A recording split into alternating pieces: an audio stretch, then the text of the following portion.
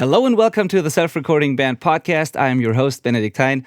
If you are already a listener, welcome back. If you're new to the show, welcome. So stoked to have you. If you are watching on YouTube, please know that the show is also available on your favorite podcast apps. And if you're listening on Apple Podcasts or Spotify or wherever, please know that you can also watch this on YouTube. So I'm just saying this because we figured that some people weren't aware of this. All right, now, today, we've got a very, very special episode for you because it's an interview with an amazing guest. And the guest is Jill Zimmermann. Jill Zimmermann is an accomplished audio engineer working at Chicasa Recording Studios in Hamilton, Ontario, Canada. She's originally from Germany, and her story of how she ended up in Canada is pretty exciting. What's also exciting and very impressive is her credit list. She's worked for artists like Alice Cooper, Alexisonfire, 3 Days Grace, July Talk, Protest the Hero, Silverstein, Harrison Kennedy, and many, many more. Records she's worked on have won Juno Awards or hit #1 on the Billboard chart. And Jill is going to be a speaker at this year's Studio Scene event in Germany, in Hamburg, showing how she produced vocals for the hard rock band Rise in Vain. And her masterclass will cover the remote recording process on that record, insights on vocal editing, how to create a great vocal arrangement, and how to coach and guide singers in a studio session. At least that's what I was told. So I'm so stoked to have you on our podcast, Jill. Thank you for taking the time, and welcome to the show. Hello. Yeah. Thank you for having me. So was this introduction correct? Did I miss anything? Do you want to add anything to that? No, I'm not going to add anything. It's all good. It's all good. Yeah. So I was just hoping the info that I got about the masterclasses and all was correct, but we're looking forward to that very much. And as always, I'm not doing this alone here. I'm with my friend and co-host, also from Canada, Malcolm Owen Flood. So hi, Malcolm. How are you? Hey, Jill, especially, so excited to chat with you. I didn't know of that masterclass topic yet. That sounds really, really exciting. I'm super excited to check that out. I was doing some research on you in advance of this, and it seems like vocal production is a particular area of expertise for you. So I think that's going to be pretty exciting to see how you go about approaching that, especially hearing some of the records that you've engineered. It's not easy to get vocals sounding that way, especially with sometimes doubled vocals and complex arrangements. So yeah, that's going to be very cool. Yeah, I'm looking forward to it. So I want to start with a quote here that I've heard you say on a podcast, I think. And that quote was, "I played the violin, so that means I can tune your vocals better." Can you tell the audience what that is all about and what you meant by saying that? Yeah, so I learned, when I learned instruments back when I was a kid, I started learning the violin and I played it for 10 years. And although I don't see myself being on stage because I can't really get lost in the music. For me, I always get stuck on the little mistakes I make. Mm-hmm. So I was very focused on intonation the whole time playing violin, rather than the overall performance. And now I noticed relatively early in my career that I can listen to the intonation and generally pitch a little bit more defined than a lot of other people, mainly because I've had so much practice, right? Because you have to do that constantly on the violin and keep in check if something is in tune. So it's not just for vocals either. It's also guitars, bass, and even for drums. You have to make sure things are in tune and stay in tune. And I mean, with vocals, you can usually do a lot afterwards to an extent. Yeah. But it's just overall, it sounds better when things are in tune. Yeah, yeah, definitely, for sure. And so when did you, not when you told us, but or for how long you played, but why did you choose the violin? So in first grade, I was in some after-school class where we just learned general music, like how to read notes and all that stuff. And after 1 year, my parents took me, just like my other siblings at that time too, always to an open house at the music school. And you could try any instruments. And I don't know why, but I wanted to play violin. And my eldest sister played violin too, so it wasn't too far away. It's something I've heard growing up. And later as a teen, telling you it's a pretty good weapon against your parents. So if you have to try to practice those runs, Yeah. you know? Yeah. Yeah. If you're angry, you can just say you're practicing, you know? Yeah, exactly. Now, did the violin train your ear, and then it started like bothering you more when things were out of tune, and you became more of a perfectionist, or was that something that you were just born with, and you discovered that through playing violin? I think more the second. Like, I don't have perfect pitch. Like, I can't tell you, oh, that's that note and it's this many cents off or whatnot. But my violin teacher always told me that it's great working with me because I can at least hear when I'm off. Okay. While some of his other students didn't hear the difference. Okay. So I guess more the second, but then obviously, like, once you train more, you get a little bit more, you know, you hear things better, especially when you do like from the one note with a finger onto the other. Like, you have to hear intervals as well to make sure that those work. And yeah. Great.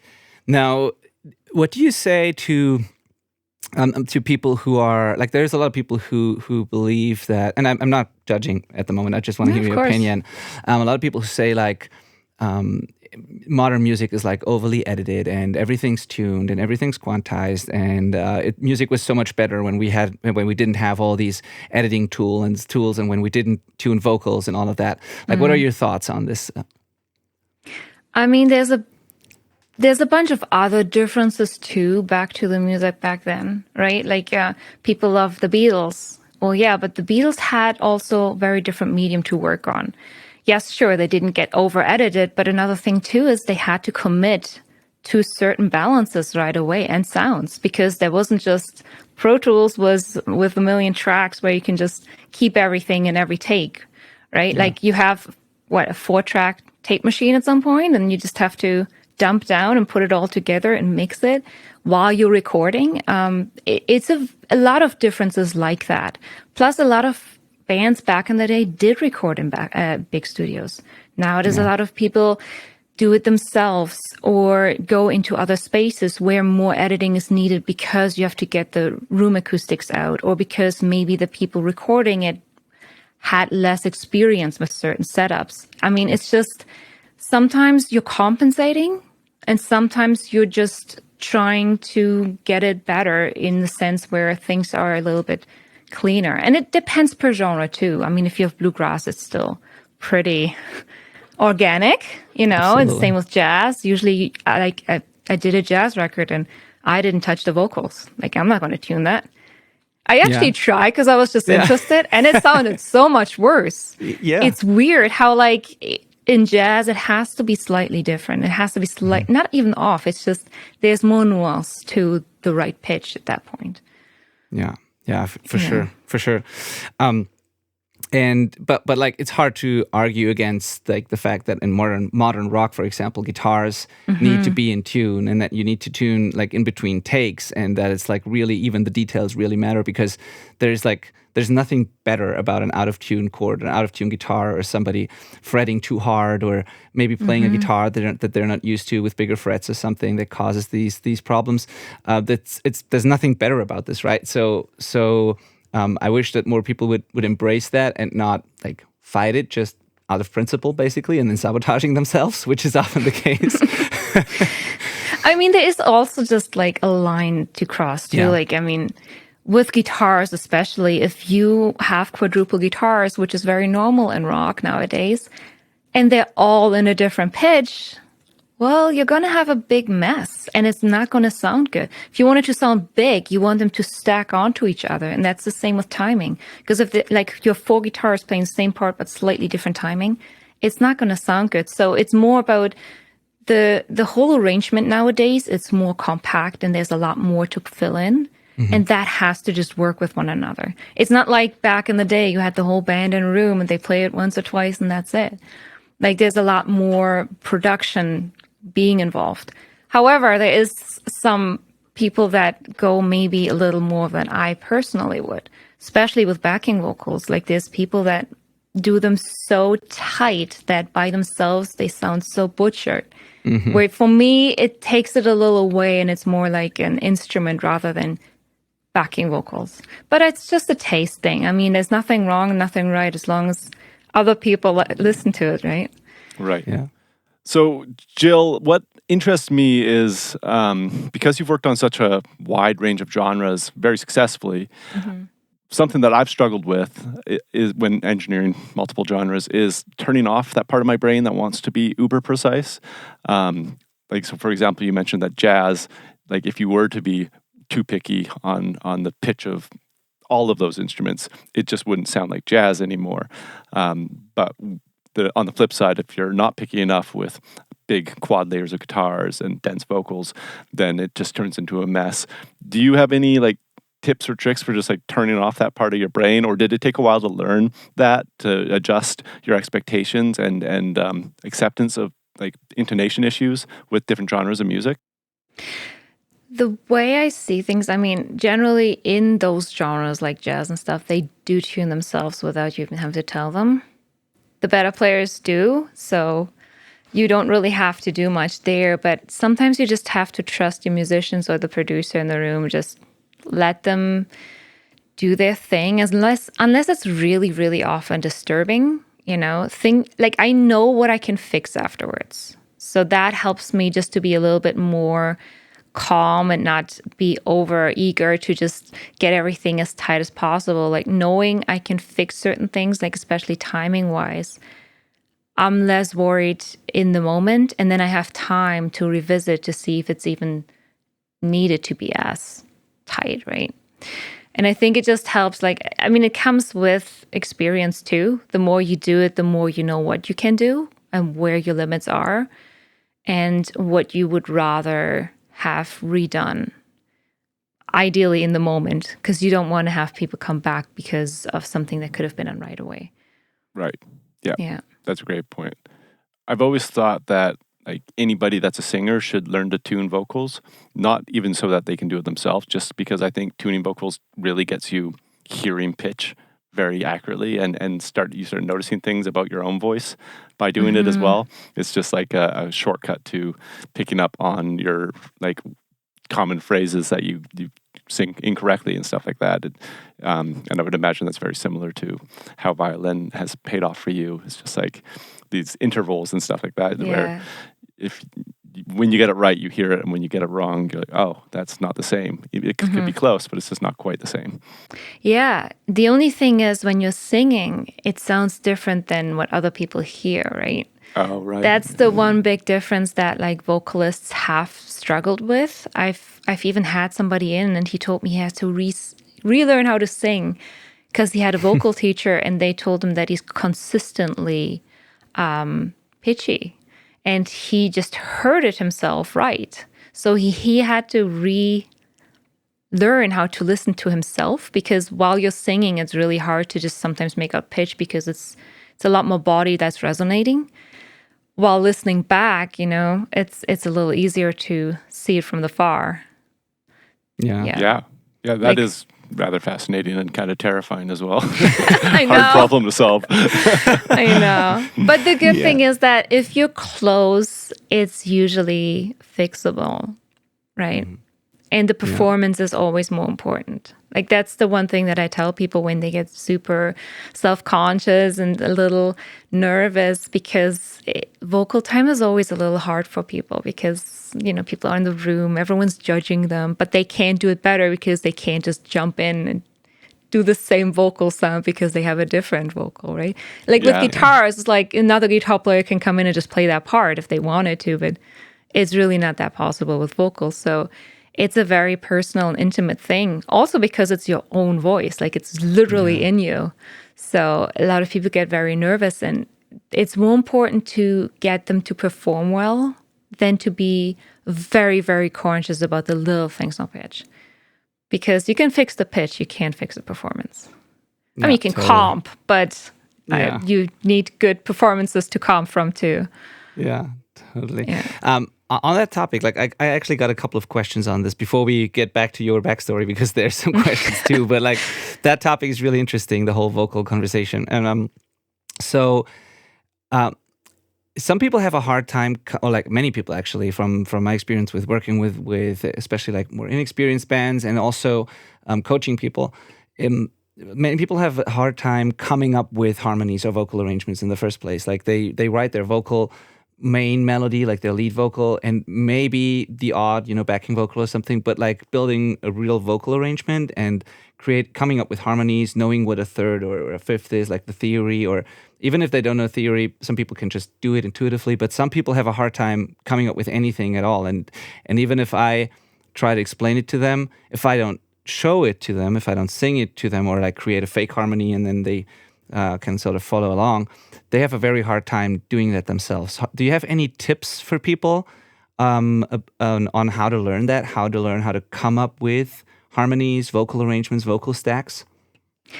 Yeah, I think the best thing you can do is when you listen to music that's out, try to only listen for the harmonies.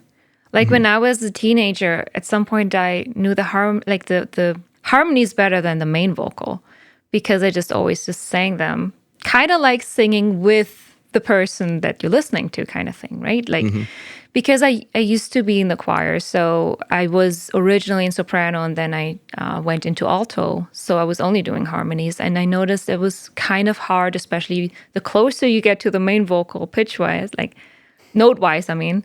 The more likely you're to jump into the melody line, which you shouldn't do. So it sometimes helps to just listen to songs you love and only listen to the harmonies and only sing the harmonies. Just sing loud. Like you hear the song, sing loud, sing the harmony, sing your own harmonies that could have maybe fit. And you know what? It's not going to work a lot of times. And you're going to be just laughing about how bad it sounds. But that's how you learn. Just having a note off and being like, oh, why didn't that work? Oh, okay, yeah.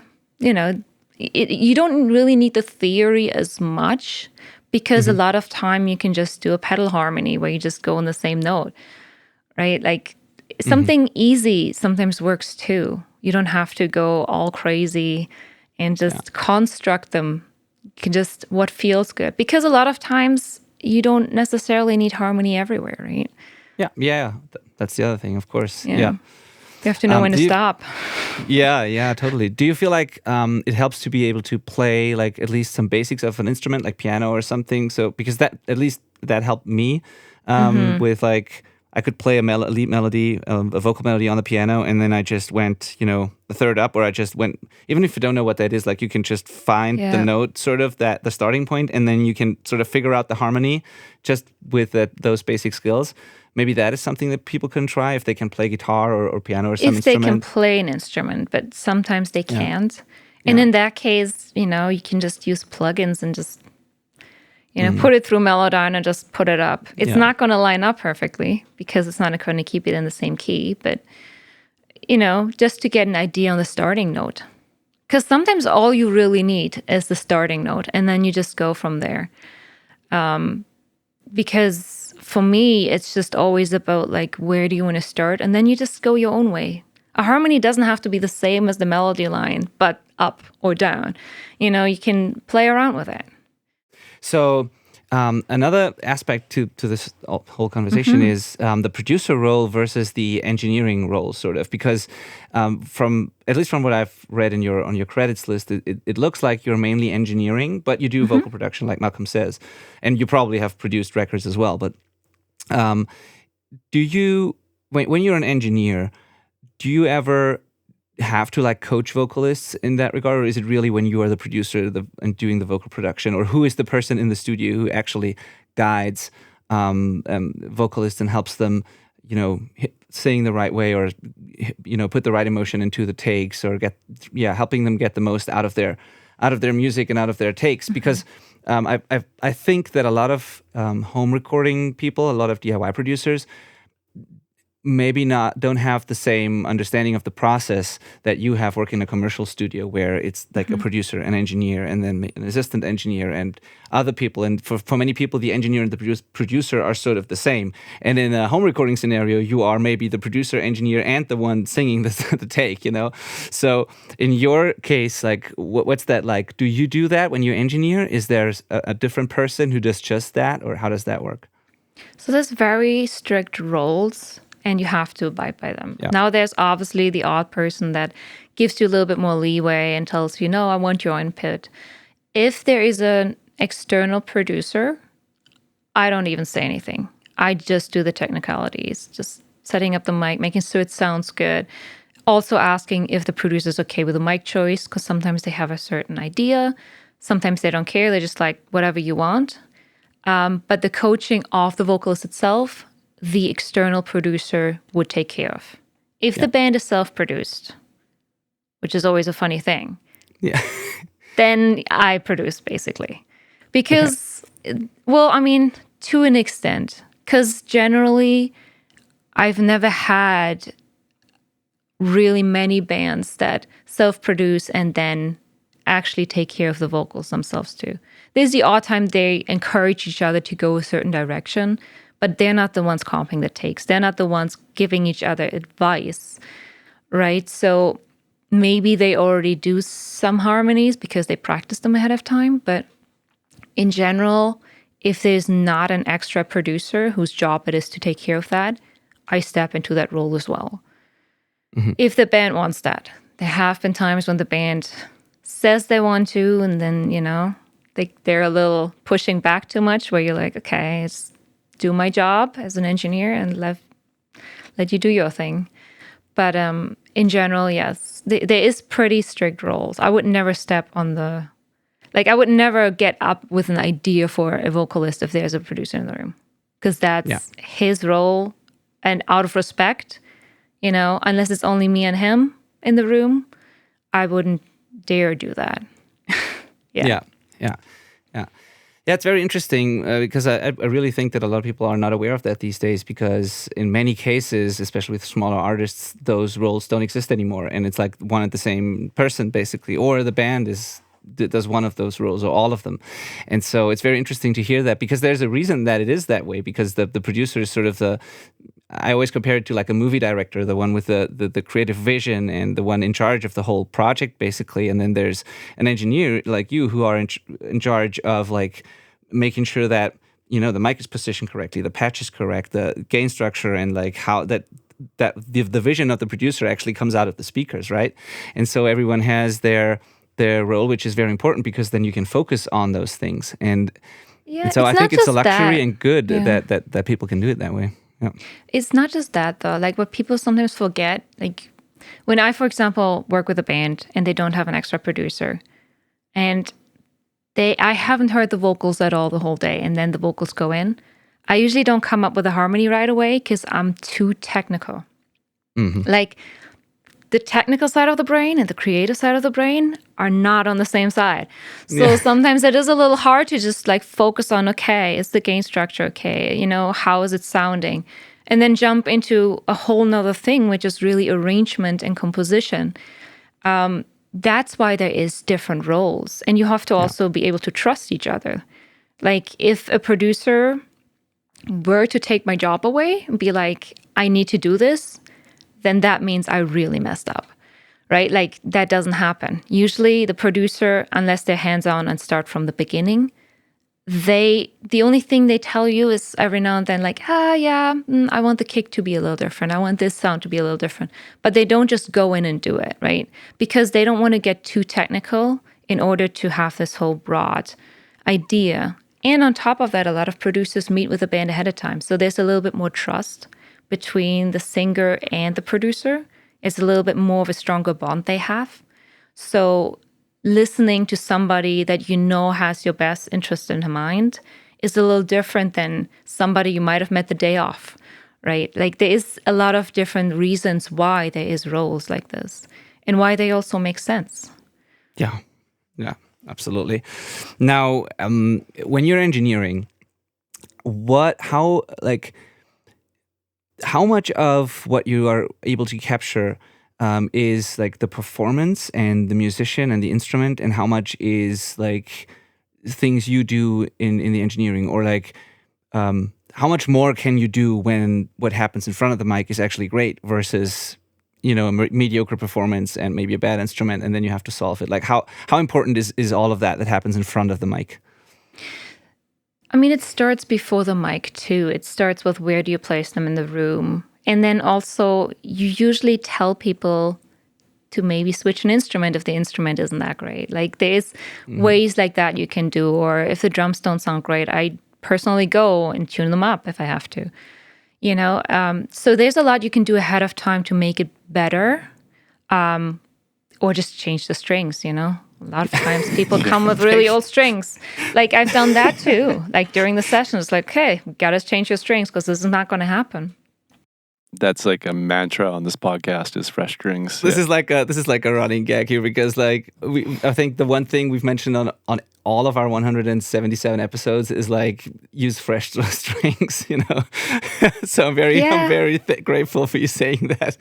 But it's just things like that. Or even if the snare doesn't sound good, well, maybe you have to change the head. Like it's sometimes easy solutions that you have to do before they even play, or when they perform and you realize something's not right, you have to check what it could be.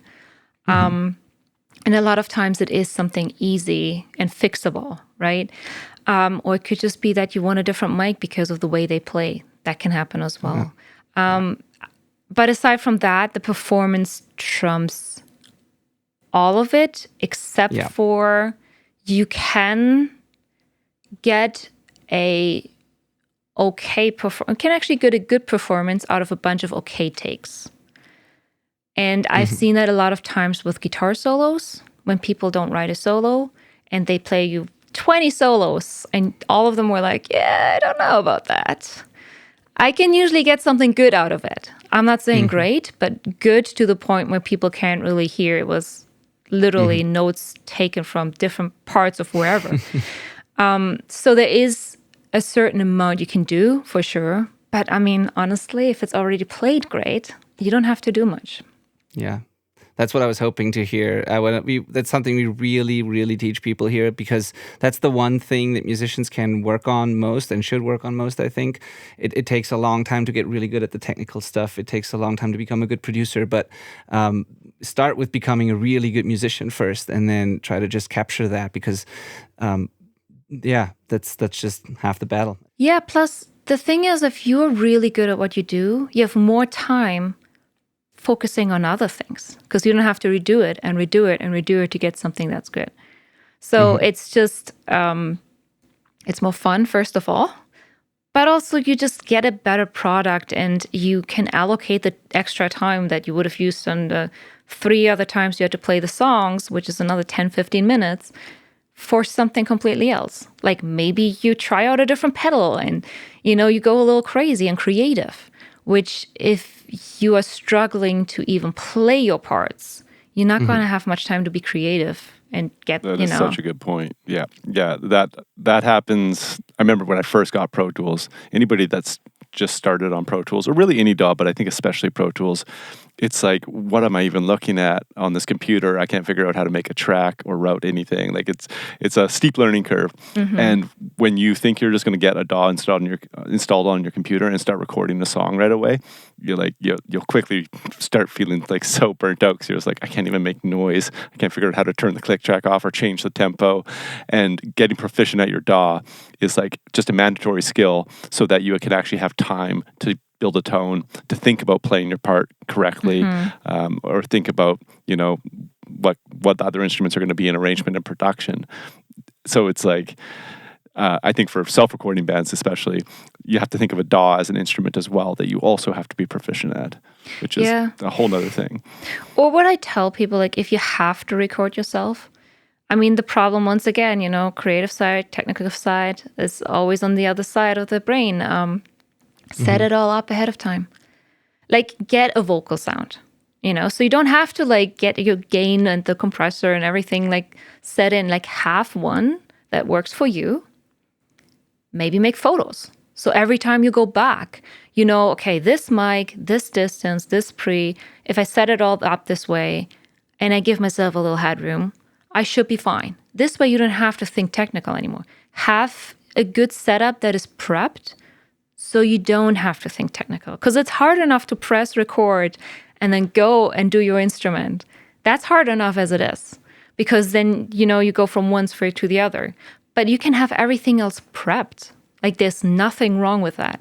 Like I had somebody come in and all of his demos, the vocals were just overloaded.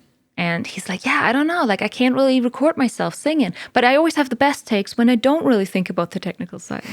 I'm like, because then you actually perform. So set it up ahead of time, make screenshots, like take your photo, make photos of everything, and then just have it set up.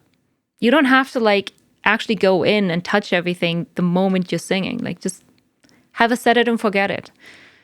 You know? Yeah, that's a great tip. I worked with a band that did self-produce their own vocals, but they actually did. Like it wasn't me then producing their vocals. I actually wasn't even there. But we kind of set them up with a vocal booth in their space, and then they sent me test recordings, and I give them a thumbs up, which is actually similar to something I want to talk to you about, because I know you had a kind of similar experience. But then once I gave them the thumbs up, all they had to do was vocals. So it was just always set up. They didn't have to rebuild the booth every time, refine that gain structure. It was just like, that's the only thing that recording setup was going to be used until that record was done. And it worked like a charm. Exactly. It's better than they constantly switching back and forth between all these different things. You have to, especially people that record themselves don't have the amount of pre's that a normal studio would have, so they have to reuse it. So instead of constantly, trying, and then every song is going to be different too if you do that. So just make sure it's all the same. Yeah, totally. All right, so now finally back to your backstory, because I already said it at the beginning. So funny enough, I heard again on another podcast that I've been listening to that you were on, that Hans-Martin Buff was actually one of your professors or mentors or something in Germany, which is funny because he's going to be the next guest on this podcast after you in the series. Yeah. Give us the backstory there. There's one, again, I want to give you one quote that I found really, really interesting, and I'm going to let you tell the story. And that quote that stood out to me was, once I'm there, I'm just going to make myself indispensable. That was something that I heard you say about you going to Canada, to the studio you're working at right now. So how did you end up there? So I was first at the SAE in Cologne, which is where I met Hans-Martin Buff. He was one of my professors for a week. And after that, I felt like I wasn't ready to work yet. I felt like there's a lot of things I have to learn, which now, like looking back, there's still a lot of things I want to learn. But I mean, that's the life of a producer, I guess. Yeah. So I went to the University of Applied Sciences in Düsseldorf. And in the program, there was one practical semester. So I thought, well, yeah, I could just work, but I already had 4 part-time jobs aside from university. So I thought it's kind of, it makes no sense for me to just do a year and just work. So I applied to a bunch of places in the US, and there would have been a few places I could have gone to, but it would have been strictly just an internship for 6 months. And then Jukasa was actually the only studio in Canada I happened to reach out to. I don't even remember how it came about my Google search, but it came up. So, I applied, and they were the first ones coming back and saying, we actually need an assistant engineer, not an intern. But we would need that in 6 months, so the timing would be perfect. And just so people know, an assistant engineer is actually better than an intern, because that means you get a real job and you actually get to do things. Yeah. Like an intern is basically, in an ideal world, an intern just does coffee, cleans up, is not even in the room. Like you don't see an intern really in sessions. And an assistant engineer is the person that sets everything up for the engineer. They have a little bit more say, but not really, because in the end, they are subordinate to the engineer. But they can help them out if the client is not in the room, or, they can record little things here and there. But an assistant engineer is still pretty just, you're in the room at least, it's a big step forward. Yeah. So I said, well, perfect timing. I have 6 months. I'm eager. I want to learn it. And then I basically sold myself too, saying, look, if I move to Canada, I don't know anybody, so I don't have any social obligations. There's not like a birthday party I have to go to or whatnot. I'll be working all the time. I have 4 jobs while being in university. I can handle the workload. And I basically, said all these things, and they said, well, we can try it out. So it was a 6-month internship before it turned into an assistant engineer, but mainly to see if it works out, because, it's quite they can't just like take anybody for a full-time position. That's a little much. And as soon as I was there, I just knew, it's just easy. Like if you think about it, if you're valuable, people won't get rid of you, right? Yeah. So that's basically what I always thought. I was like, well, if I make myself indispensable, then I'll definitely stay. So I, helped reorganize the patch bay. And I organized all the outboard gear. And of course, I did all the other things like cleaning and whatnot and editing, which that was already more than an intern usually does. But I did so much, so consistent that I even, at the end of my internship, I was just the one patching everything in. So the engineer didn't even really look at the patch bay anymore. And it came to the point where it's like, I mean, why wouldn't we keep you on? Because it would be way harder to train somebody new. And we know that you know all the space because you rearranged it all. And you just have the understanding. Plus, I was always available to work. There wasn't a time I said no, Yeah. Yeah.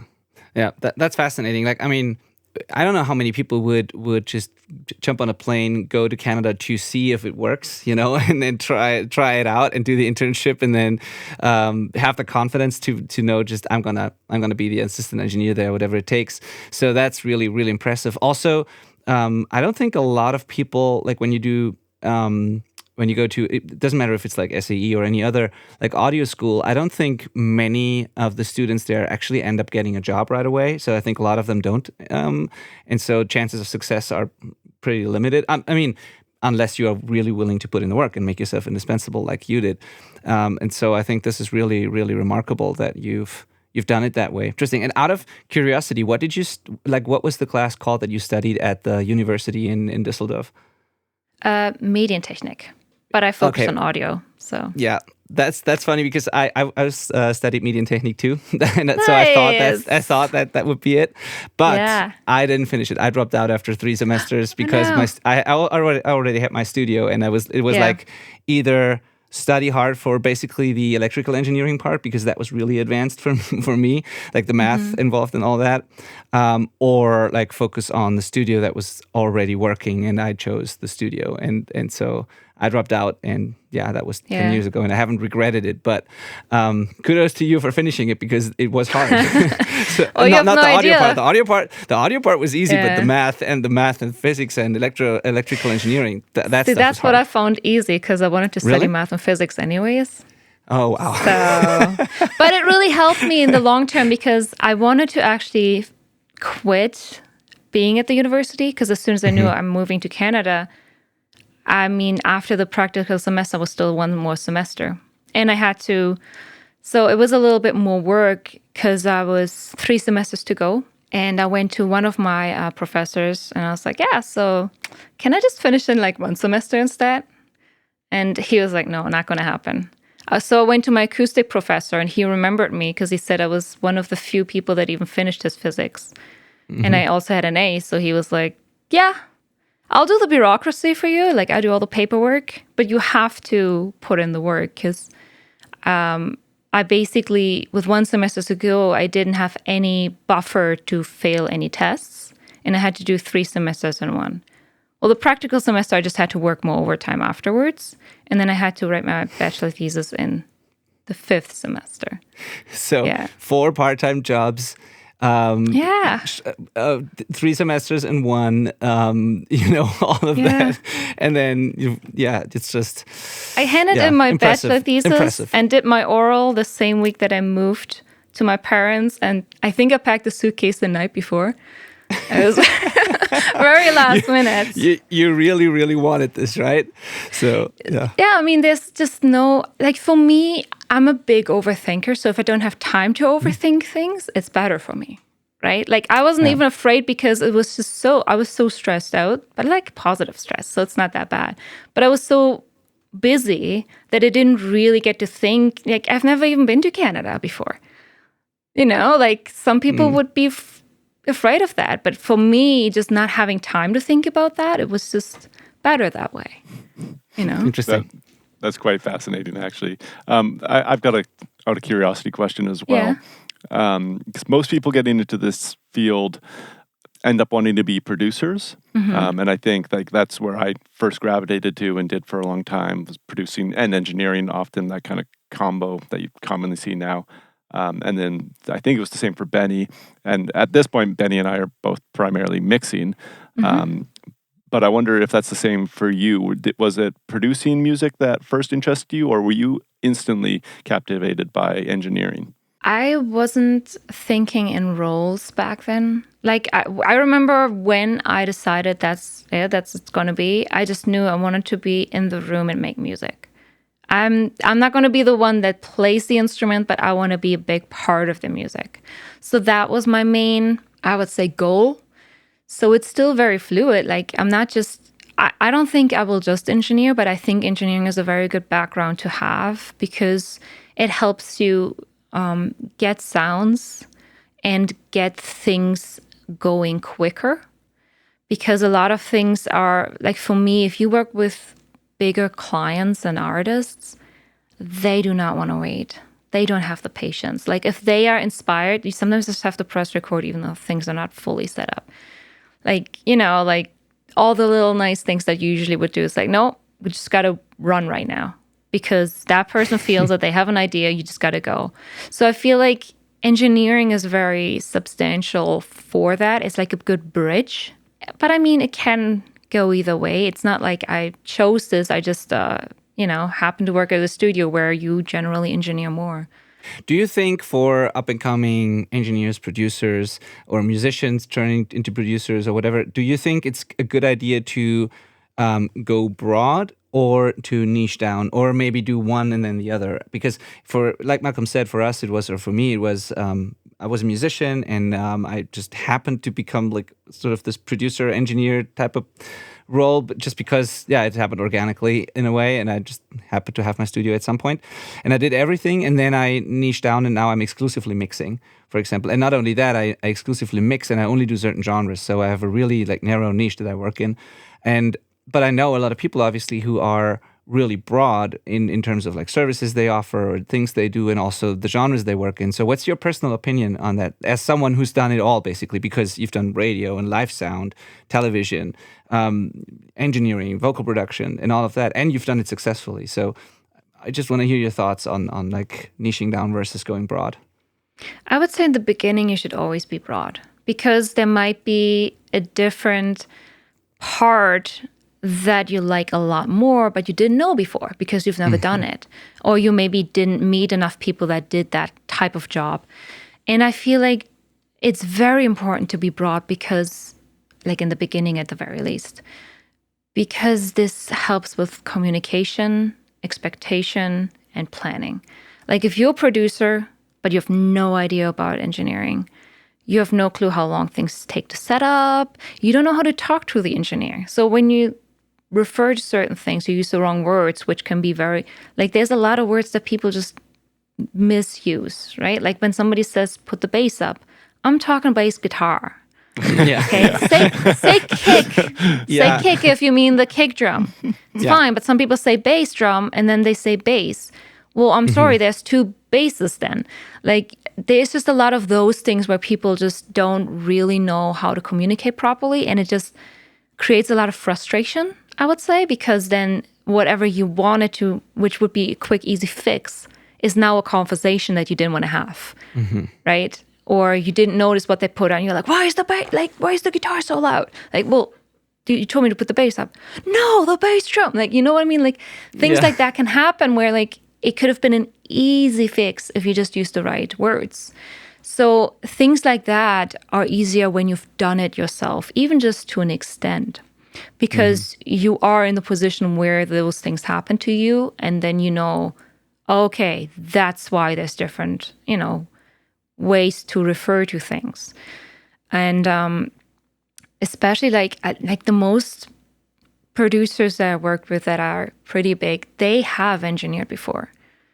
Like a lot of times they just choose not to because, like I said, they want to stay in the creative realm. Plus, it's just hard to, focus on everything. Like focusing on your levels coming in and why maybe one of the mics cut out while you're also focusing on the performance is not easy.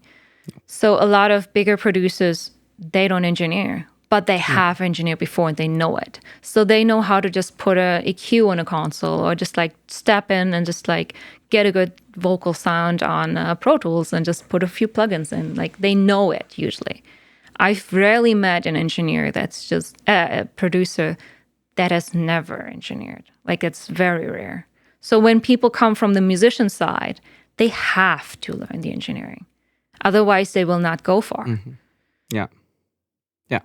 Good answer. On the flip side, I think being able, if you're just going into it as an engineer, and I wonder if this, well, I mean, you played violin, Jill, but you didn't really work in rock bands as a violinist. So did you have to learn how to communicate with different musicians? Like, because that's a whole thing too. If you want to communicate to a drummer what you need, it's a kind of a whole nother language, isn't it?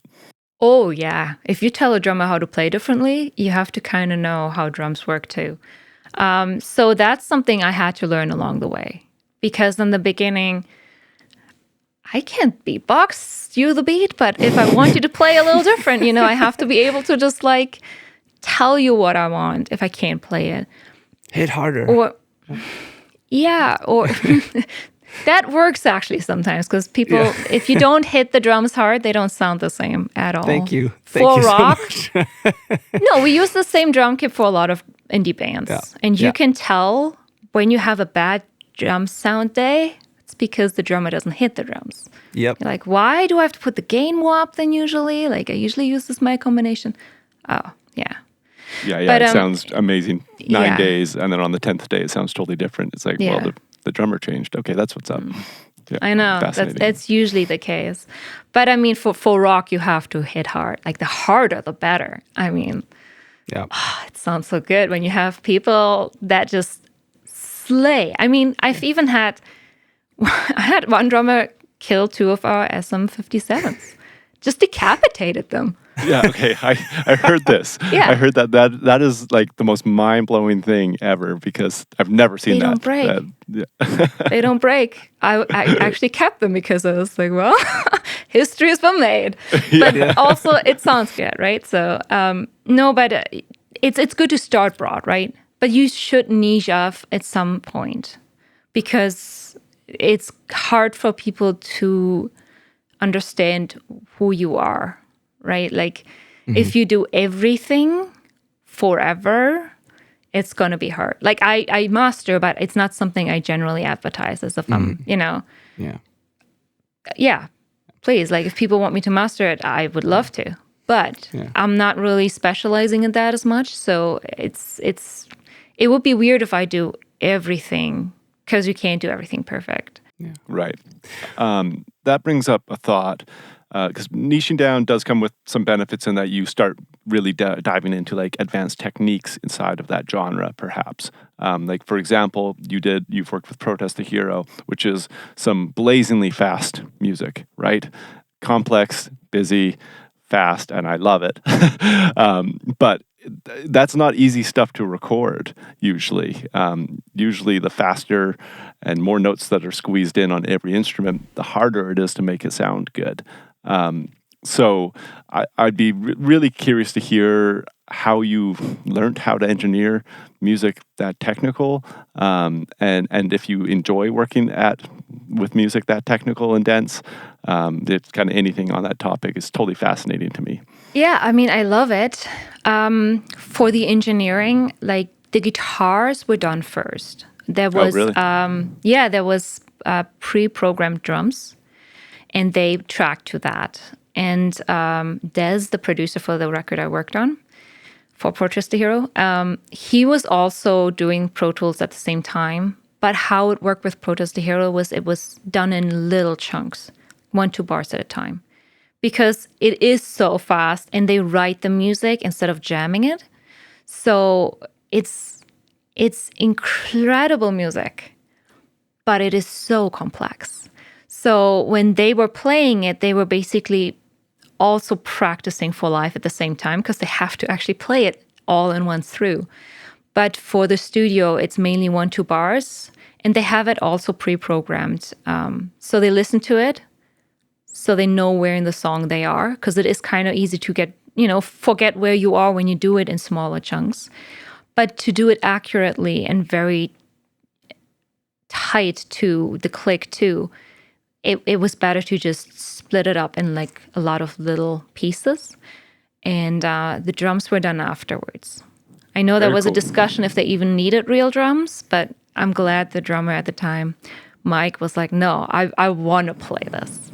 Awesome. So for me, I was just editing the whole time in the background. Yep. Because once it was all set up and it was like recording, and it was more a matter of just getting the takes, I was just editing everything. And he was doing such a great job. He was actually done before time. Oh, awesome. Wow. Yeah. Wow. Because he Impressive. really wanted to be on the record. I mean, of Yeah. course, if you're part of the band and then you hear maybe you get somebody program. It was really great programmed drums. I'm not going to lie. Like, it sounded pretty accurate, especially since in that genre, a lot of people use triggers.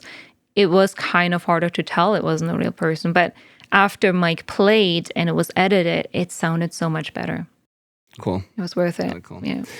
Where does your love for harder guitar music in but where does that come from? Because you've worked with a lot of like not that complex and technical necessarily, but like the harder stuff, punk rock, grunge, some metal, all that. Where does that come from?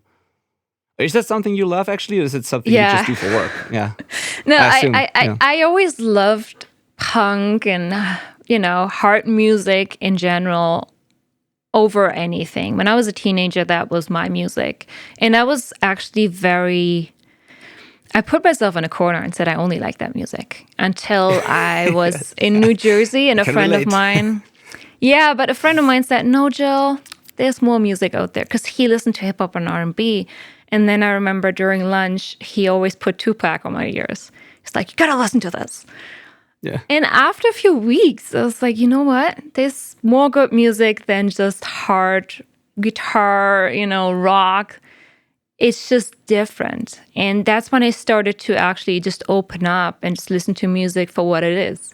Because that's also one of the reasons why I don't niche genre-wise. Like, it's easy to do that. But for me, music is music. And if it grips me, I love it. But if it doesn't grip me, I have to figure out what's wrong. Like, sometimes it's just the tempo or, the key it's in. But yeah, it's just, for me, music is just, great music can reach anybody, really. Yeah, totally. Yeah, for me, the niching down is not really something I did intentionally in terms of genre. It just happened because only those bands tend to come to me for some reason. I would love to work on some other stuff too. Yeah. And it's not that narrow. I mean, I do guitar music in general, but like, if it's something I love, even if it was something completely different, if it's something that is interesting to me, I would do it. But it just happens that a certain type of bands tends to come to me for mixing. And so, but I totally agree. And I personally listen to a lot of other stuff. Actually, most of the time I don't listen to the music that I work on in the studio, as weird as that sounds. I mean, I still do that, but I listen to a lot of other music intentionally, because that can sometimes help me, do unconventional things or approach the mixes a little differently, or like use influences from other genres and try to combine those things. I don't know what it is, but it just keeps, it feels like it keeps me fresh a little bit compared to just listening to one thing. Yeah, definitely. Yeah, interesting. Okay, but so you love that, and that's because you grew up with that music as a teenager. That was just something. Yeah. That's the music that got me into music. So, all right. I heard this funny story. I mean, not that funny, but kind of funny, because it didn't go that bad, luckily. I heard the story where you crashed your bike because you were listening to music. You were so distracted by whatever was on your headphones that you closed your eyes and then had an accident, which is not funny, but Well, that's the moment I decided it has to be music. Because before I wanted to study math and physics, so then when that happened, I just decided, you know what, like, it seems to grip me so hard. I need to do something with that daily for the rest of my life. And that's when I went to, the job center when I was in high school and asked what kind of jobs that are technical about music. I don't want to be on stage. And they were immediately like, yeah, audio engineer. You can be an audio engineer. But I had no clue what that is. That was a learning curve for sure. Yeah. So interesting. Yeah, such a cool story. But it seems like you decided to do that, and then it's all that you wanted, and you followed through, and now you're where you are. Really, really cool. Yeah, a lot of people say you need that holy shit moment where you like realize that's why I do music. Like that's why I'm in it. You know, a lot of people have some kind of moment or period of time which define why they wanted to go into this.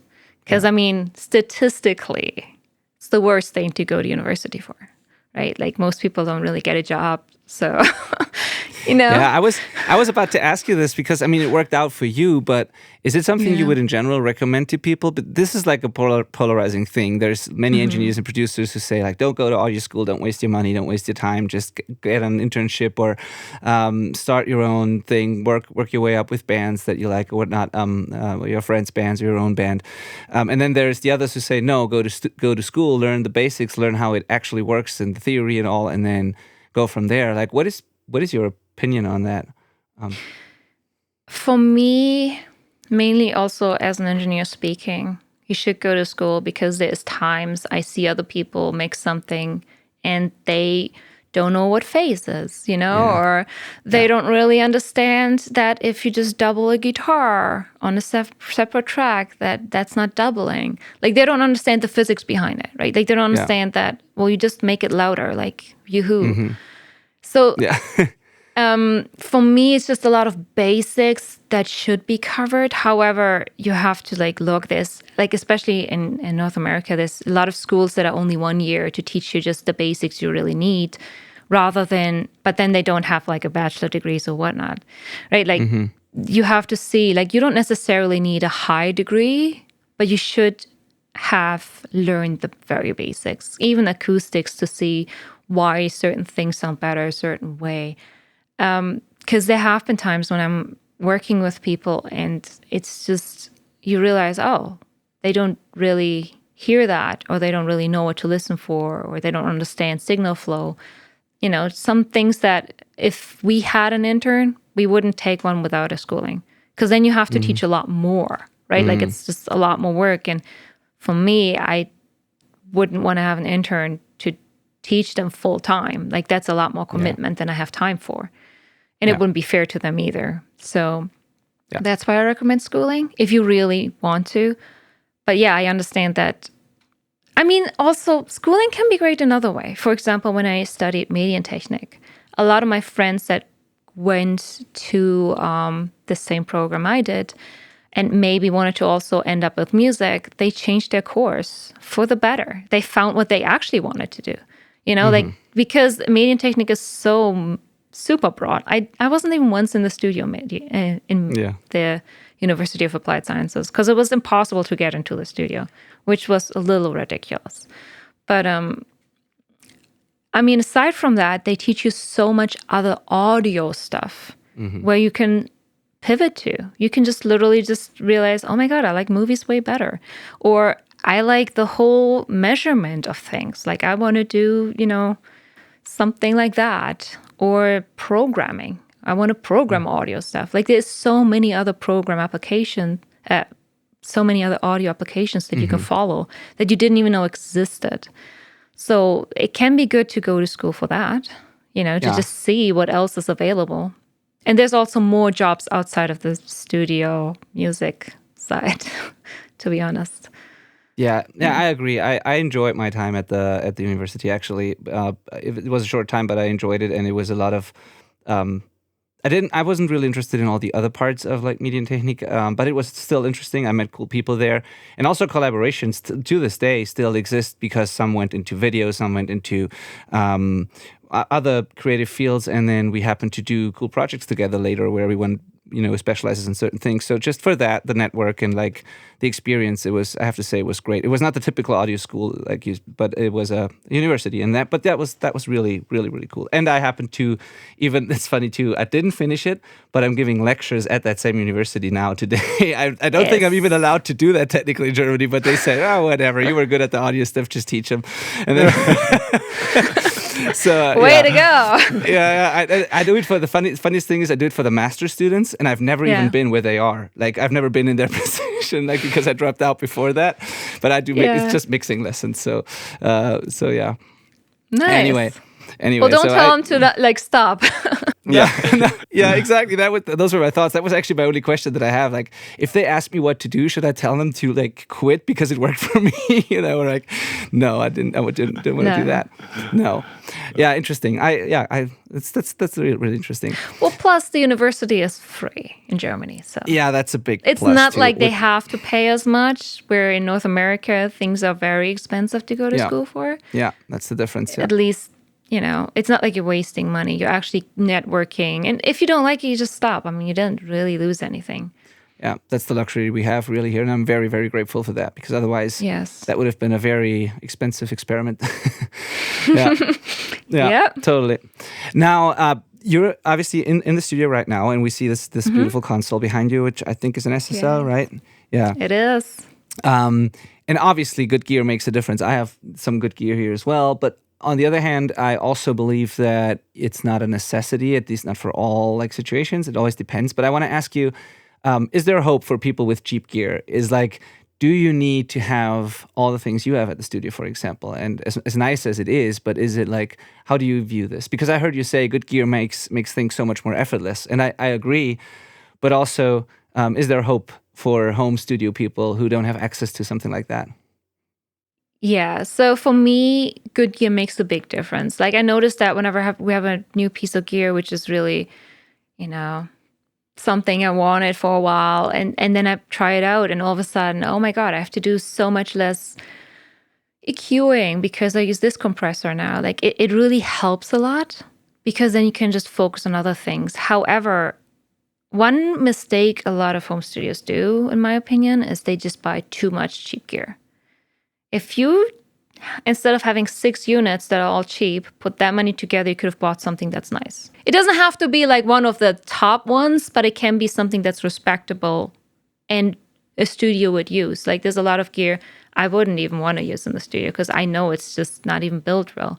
We have a tech too, and sometimes he comes with horror stories of like some of that cheap gear, and he's like, oh my God, you won't believe what they put in those things.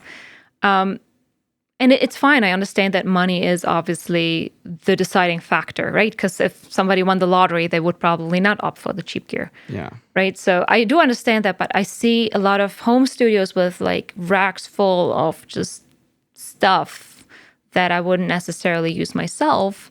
But if they just, instead of buying all these, just bought one good, it doesn't, like I said, it can be something that can be several things in one, like a 6176. They're not super expensive. It is a pre and a comp, right? Like you can do a lot with that. It's a very versatile thing. While, if you only buy a preamp, it's maybe a little less than you need because you might need an EQ or you need a compressor, or go with the lunch boxes because you can, slowly add up. And they don't have a big footprint either. I mean, it doesn't look as luxurious, maybe, in all those photo ops people do, but there's a lot of really good sounding gear that you can plug into those. So instead of focusing on a lot of gear, focus on little good gear. And it doesn't have to be super expensive. Like I said, like 6176 is like $3,000. Yeah, one good chain, one good front end, and then even like and then mixing in the box will work so much will also work so much better if you have that good front end to begin with. I mean, I still think that a lot of people have proven that it's possible to make records with even less than that if they really know what they're doing and if the performers are great and the instruments are great and all of that. So I really think people shouldn't be discouraged or shouldn't think they can't start if they don't have something like that. But if they weren't gonna spend money, I agree that rather buy a few nice things than like racks full of like mediocre or cheap things. Yeah. Well, and another thing too, like if you are just getting into all of this because of a certain record you're doing, maybe rent gear. You can go in Canada, you can go to Long McQuaid, rent something for really not that much, but for that amount of the record, which is like maybe a week or two, you have good gear that you didn't have to spend so much on. You just need like to have a buffer day before you actually start recording to understand how to use it, right? Or you can practice ahead of time in store or whatnot. Like there's so many things you can do. Yeah, sure, you don't have to buy the biggest gear, but like it does make a big difference. Like certain things are hard to get unless you put a lot of plugins on. And even then, you just don't get the feel of the real gear. I don't know. It's weird or hard to say, but it's also a workflow thing Yeah. probably for you when you're while you're engineering. At least to me, it's like when I'm mixing, I like the in the box workflow. I sometimes reamp things, like it's not reamping, but like I sometimes run things through Analog Gear printed so that I can then stay in the box and don't have to recall things when I mix. But like for mixing, I like this, but for engineering, I got my gear still from the time that I was still engineering because I liked the workflow of it. I just felt like I could have gotten similar results otherwise, but I recorded differently and I did different things when I was just able to grab the EQ and do it. Or like, I don't know, it's not so much, not only the gear itself, but it's the way I use it, basically, if that makes sense. But like, yeah, and you have more headroom in a different way. Like sometimes, for example, with a Neve pre, I like to drive it a bit and then, have less output afterwards because we have a sidecar. So like you just drive it a bit and it sounds just fuller, more saturated. You can't get that with shitty gear and you can't get that with plugins because that's like full on just driving it a little bit more. That's just, obviously you can't use that everywhere. It depends on what genre you're working in. It depends on what you're going for. If you use a lot of effect plugins afterwards anyways, yeah, it hides the gear. Let's be honest. If you use just a bunch of, or if you have a guitar sound with a bunch of pedals on that completely change the sound of the guitar, like, yeah, you don't hear the gear as much, right? While if you have an acoustic guitar or a piano, like a real piano, or you have a vocal, that's when you actually hear the gear more, And obviously, if you just play a keyboard, like, I would put it just straight through some DI. Like, it doesn't have to be, Right. Sure, it's nicer if you have like a fancy DI, but yeah, you can save it's good there. to prioritize what gear you're investing in for sure. Yes. And like for guitars too, let's be honest. You just, with a 57, you get pretty far. Yeah. So you don't have to, like for guitars, you don't really need to have, the fanciest mics. Like, yeah, use 67, some people use. And that sounds great. But the difference is so marginal to the price difference that exists, right? Mm-hmm. And I talk to some people, and like in the end, almost everybody still uses a 57. Yeah, so yeah. Don't Totally. waste your money on fancy guitar mics if Yeah. that's one issue, right? Totally. So, Jill, as I said, I want to respect your time, and we've got some listener questions too. Of course. Do we have time for those? Yeah, of course. Oh, perfect. So before the final thing before we get there is just two records or like a handful of like records, but it's basically one question that I want to ask you about some of the stuff you've worked on, and that is. There was a record you did with Howard Benson, like he was the producer, and I think it was the 3 Days Grace record where you recorded, and I think it was a sort of a pandemic record where you recorded outside of the studio and you built like a vocal recording studio somewhere else, and I find it funny, not funny, interesting and relevant for our audience because you had to do it without the producer in the room, right? And you, like Howard Benson, had to approve like the recording quality before you moved on, basically. And can you talk about that whole process a little bit because that is something that is relevant and interesting for our audience, I think. Yeah, so what happened is pandemic hit, and for those who don't know, between the border of the US and Canada, the borders were closed. So you couldn't just come over. And he lives in LA. Half of the band, well, 3/4 of the band was in Canada. The guitar player, Barry, he still lives in the US, so he was able to record in LA. But for the rest of the band, we had to do it in Canada. And an extra particular situation too is that Matt, the singer, he was expecting a baby. So it wasn't like he wanted to drive 3 hours to a studio and just stay there for a week because it could have come anytime. So what we did is we went up to Neil Sanderson, the drummer's vacation home up north, and built a vocal booth and a walk-in closet. We did that a few weekends ahead of time so we could try and test it out and see if something else is needed in case you needed to buy more, just baffles or something. So obviously the downside was there was no AC, so it got really hot.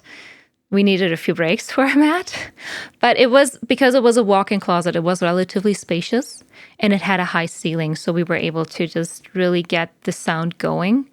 And we went through the wall with the cables so you could close the doors, and brought a bunch of gear up there too. So it wasn't like we just recorded to an Apollo, but we recorded through a U67 Neve preamp, an 1176 Blue Stripe, and then to the laptop.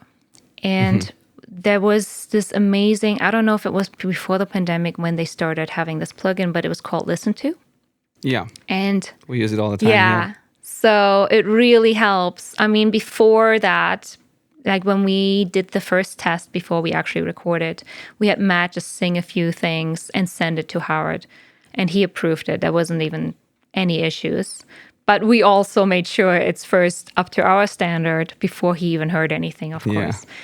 And then once he knew, okay, what we're getting quality-wise, like just quality-wise, is great, he was able to just listen to and just focus on the performance itself. And we had him going through out to the singer, so Matt could hear him too. So for him, it was because the booth was, I mean, there was a light, but there wasn't a window or something that he would have looked out of. For him, it's basically just as if Howard was in the other room. He heard him in his headphones. He talked back. The communication was established. So that was the main thing, really, because in the end, they have worked together before. So like I said, there's this trust. They know what to get from each other. And Howard also really knows the limitations of Matt. Like, sorry, not limitations. That sounds bad. No, I know what you mean. He knows when his voice is prime, right? And he knew when to stop for the day, because he's like, you're getting too gravelly. Like, I want you to do it tomorrow. Like, not limitation, but he knew like the sweet spot of his voice. So it really helped having the communication that well established. And it also happened that this home had, I think it had fiber internet. So we weren't having issues that way. So that really helped, yeah. And then just recording in the vocal booth. But that was only the vocals. Everything else was done in the studio. Yeah, and what's also interesting to me was that, I mean, it's makes sense, but like I think it's also something that a lot of people might not be aware of, is that Howard Benson comped, and that's pretty common, that the producer like comps and chooses the takes before you send it to the editor, because a lot of people think, and I've experienced that as well, when people send me stuff to edit and mix, and I have my assistant and my partner at the studio here who does the editing for me, and sometimes people send me stuff and then I realize, oh, they don't want me to just edit this or us to edit this. They want us to choose the takes. And then I'm like, well, exactly. And then I'm like, you are self-producing, or maybe you have a producer, but whoever is the producer here has to make a decision and then send it to us, and then we edit it, because otherwise, like, I can turn this into whatever I want, but it's probably not going to be your record or your vision. So I found that really interesting and important for people to hear, that the producer makes that decision before an editor edits it. 100%. Because the producer is the one sculpting it. Like, he has all the raw material and he chooses what vocal inflection goes where. It's very important.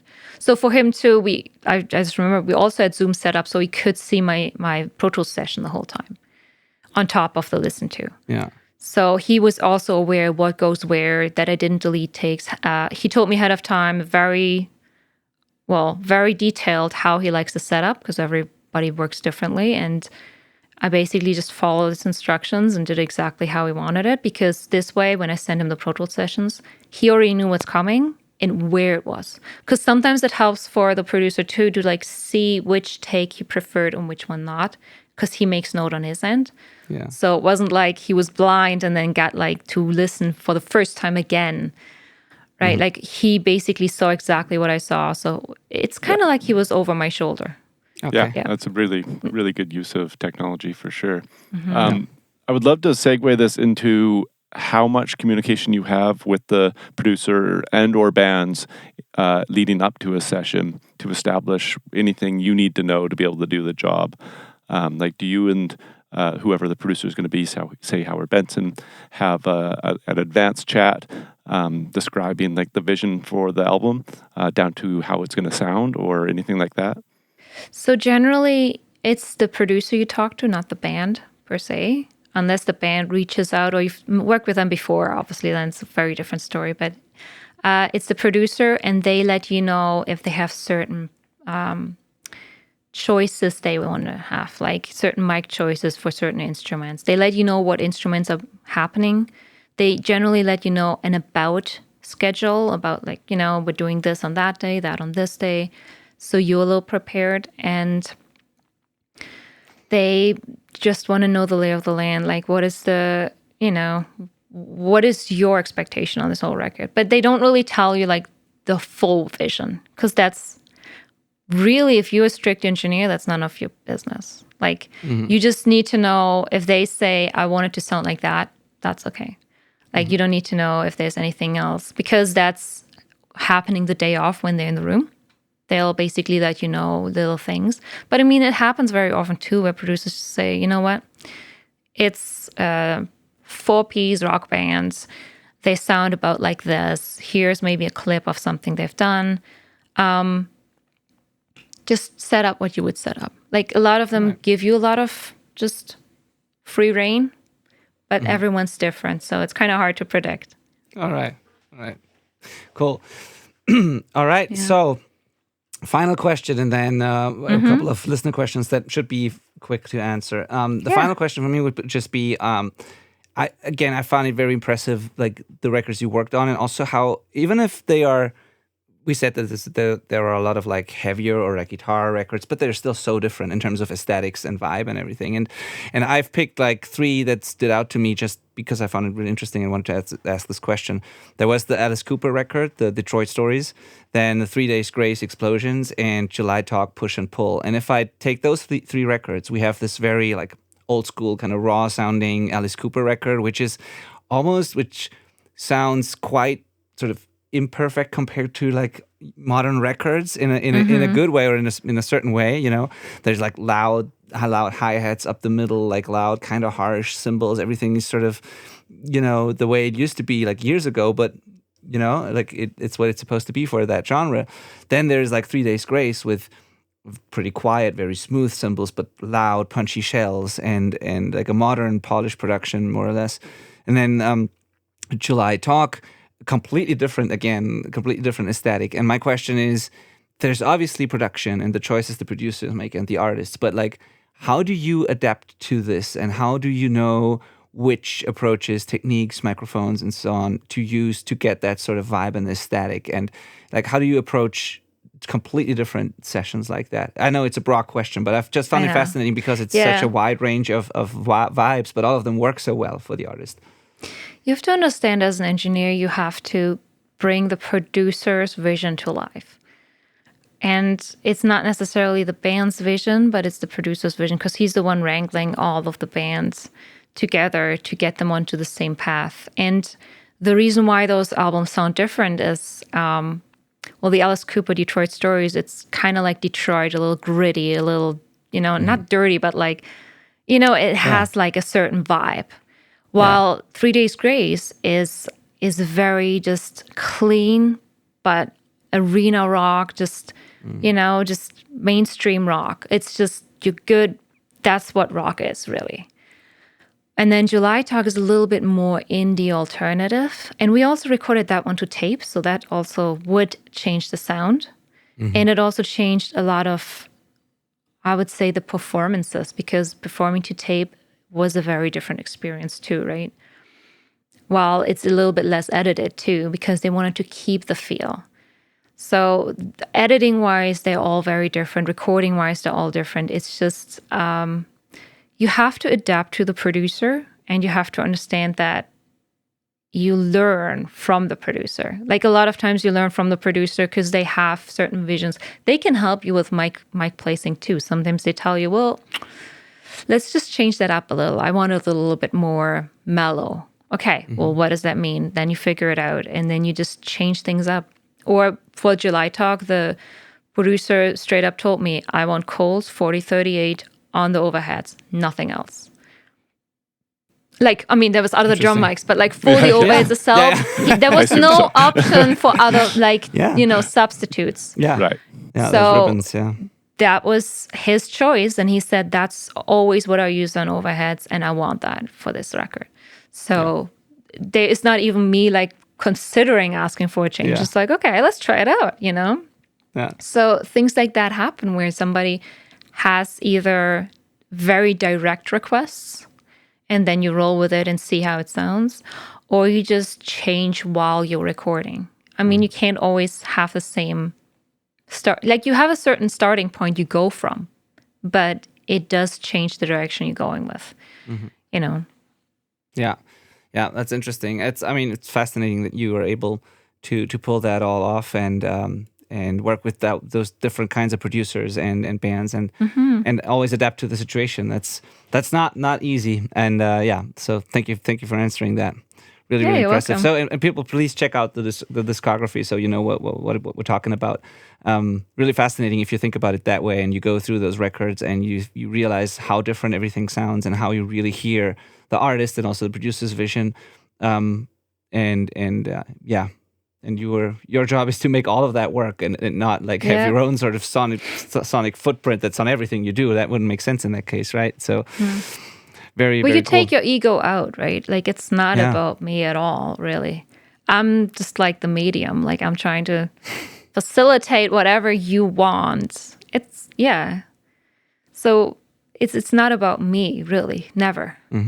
So for engineering, and it's just exciting because you get to just change it up all the time. And the drummer changes too. Like once again, you know, like if you know Neil Sanderson of 3 Days Grace, he hits hard. You have moon craters in the snare after. Yeah. So that changes the sound. I'm not going to lie. Yeah, it definitely does. Okay, so finally, listener questions. If that's okay, Malcolm, is that okay? Can I go through this? That's awesome. Yeah, Perfect. please. Right. All right. So the first questions are from Wayne. Wayne Coulson is the editor of this show. Actually, he joined our coaching program a while ago, and then he turned into a team member here, and he's now doing content for me, editing the podcast. And very cool guy from the UK. So he asks, the government has announced a new law. There are too many microphones, and we're sick of it. From now on, there's just going to be one type of mic, and that's it. Okay. They're saying. So they come to you for advice. What microphone do you choose to be the only mic that can ever be manufactured and used from now on? Like mic or mic type? The only microphone, I think, one microphone. One microphone. We can only have one. Well, I'd say 87. I don't know, U87. Good choice. It just works on a lot of things. The old one or the AI, the newer one? Or doesn't it matter? Do I have to go that specific? Do I have to skip all the 87s? No, let's take all the 80. Let's take all the 87s. Skip all the 87s. Yeah. No, it's just they sound good on like acoustic instruments, but you can also put it in front of a guitar. You can put it in front of bass if you have to, you know. Yeah, Not if you have to. Some people do it. Yeah. You can put it on a lot of things. So great. It's very versatile. Cool. Next one's also quick. Favorite stock plugin? Stock plugin. Like from Pro Tools, stock or... I assume you're in Pro Tools, so yeah. Yeah. I would say Q1, like the Q1. Just the one band? Just low cut out. Awesome. Awesome answer, actually. Great answer. Favorite fancy plugin?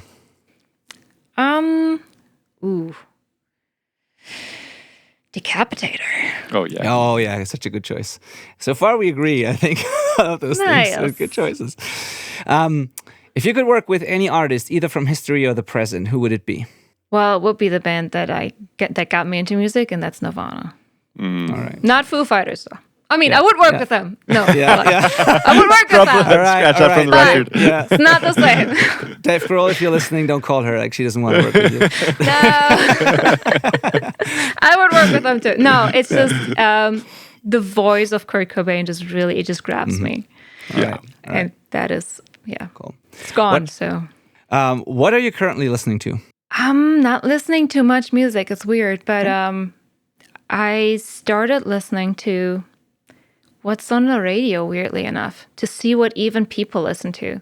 Because one thing that I learned in the SAE is that if you want to be successful, listen to what's in the charts, which I never did in Germany because there's a lot of, I don't like Schlager music. I'm sorry. Nah. So I was not really into that kind of stuff. But I realized that you can listen beyond the music. So you can just listen to what kind of sounds are in nowadays. And you hear that a lot where like people change up the direction they're going to. Because if you want to sound contemporary, like something from today, you should also get it to sound that way. And I feel like listening to the radio kind of helps sometimes. But there's nothing in particular because generally after a day of work, I don't listen to much music after. I need I was like a gonna weekend say, off. I think any audio engineers totally understands when somebody says, I'm not like really listening to music right now. Yeah. For me, it's just podcasts, audiobooks, and kids' music when the kids are in the car. Yeah. my Hey, playlist- kids my- music big. Yeah. My Spotify Big market. playlist is all like Power Rangers, Ninjago, and unicorn songs for my daughter. Yeah. Hey. That's my playlist. Okay, cool.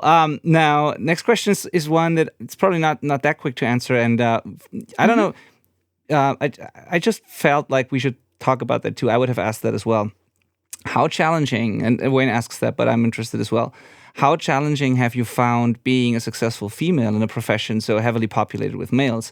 Do you think you've had to work any harder because of that, because of not being male? Was there any resistance from peers or anything that we can't imagine as male engineers? Because it is still, for whatever reason, such a male-dominated industry. It wasn't like a hard barrier where I would say, it was really hard. It's more, I'm very open about this, where like, I don't really take things as personal as other people might. But there's times, sure, people make some weird comment or something, and then you kind of just, well, not anymore, but more in the starting up. But that could also have to do with me being young, right? Like if I was a guy, maybe they would have just commented on me being young. So there's a lot of things, like especially starting up, where you're underestimated because of the way you just are being perceived by others, right? Being female is just one of the aspects, but there's other ones that would have maybe also led to similar comments, I guess.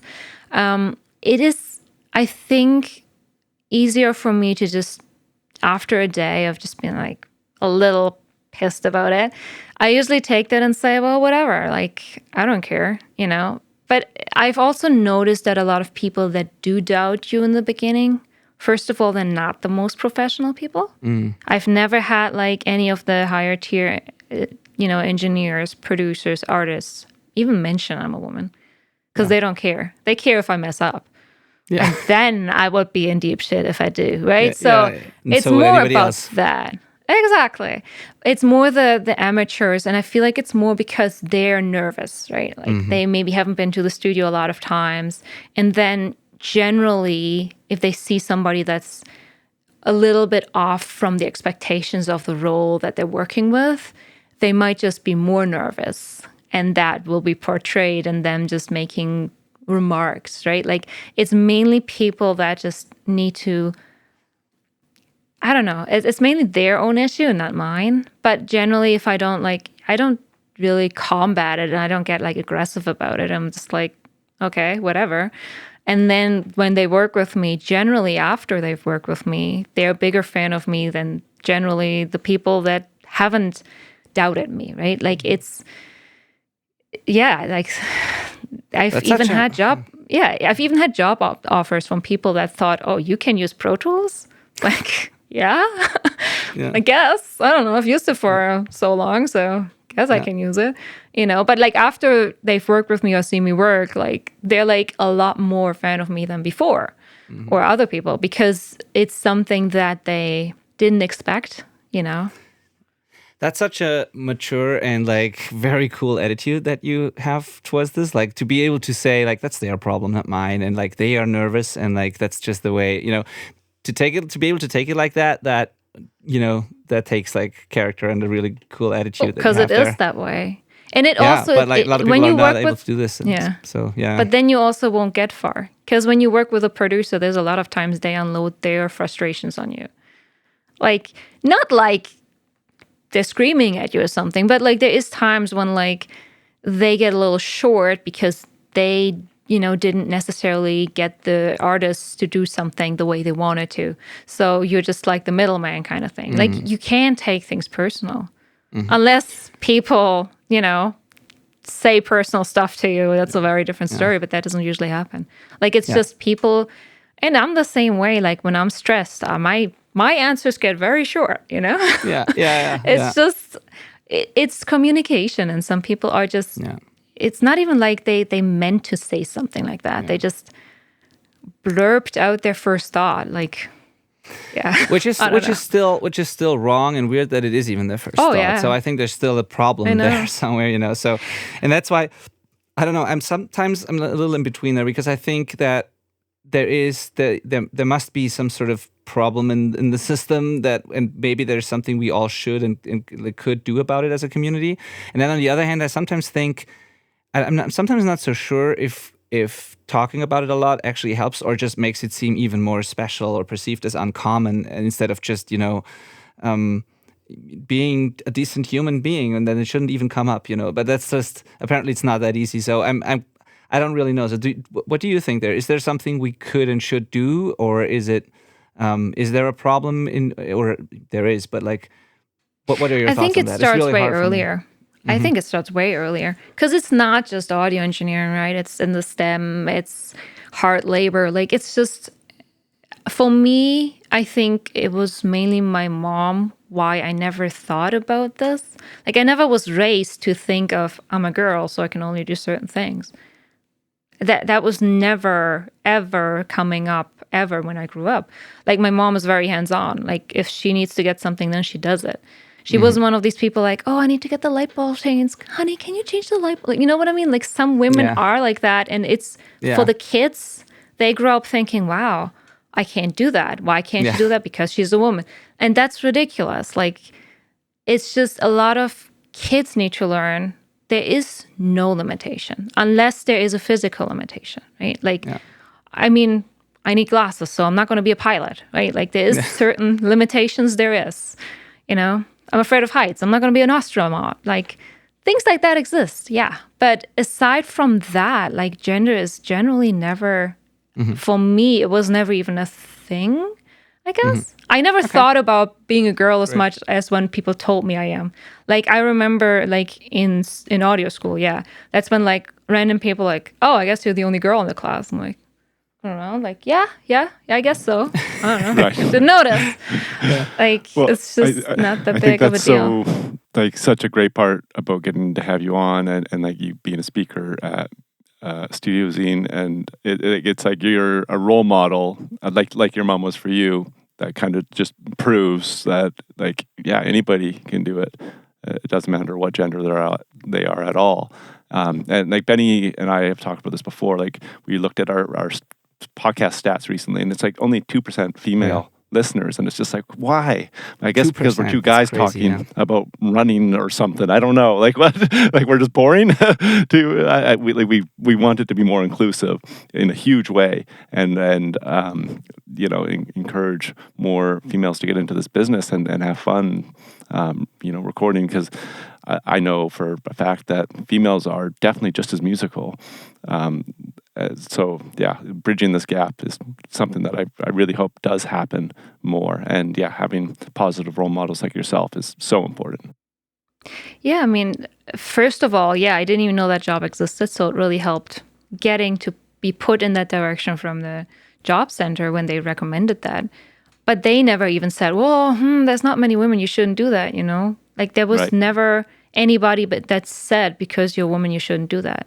Like it never came up. And in the end, it actually helps. It's weird, but I've heard from a lot of guys, like full guys bands, they're like, yeah, it's nice having like a woman in the room, like less testosterone around. Yeah. Like, cool. I don't know.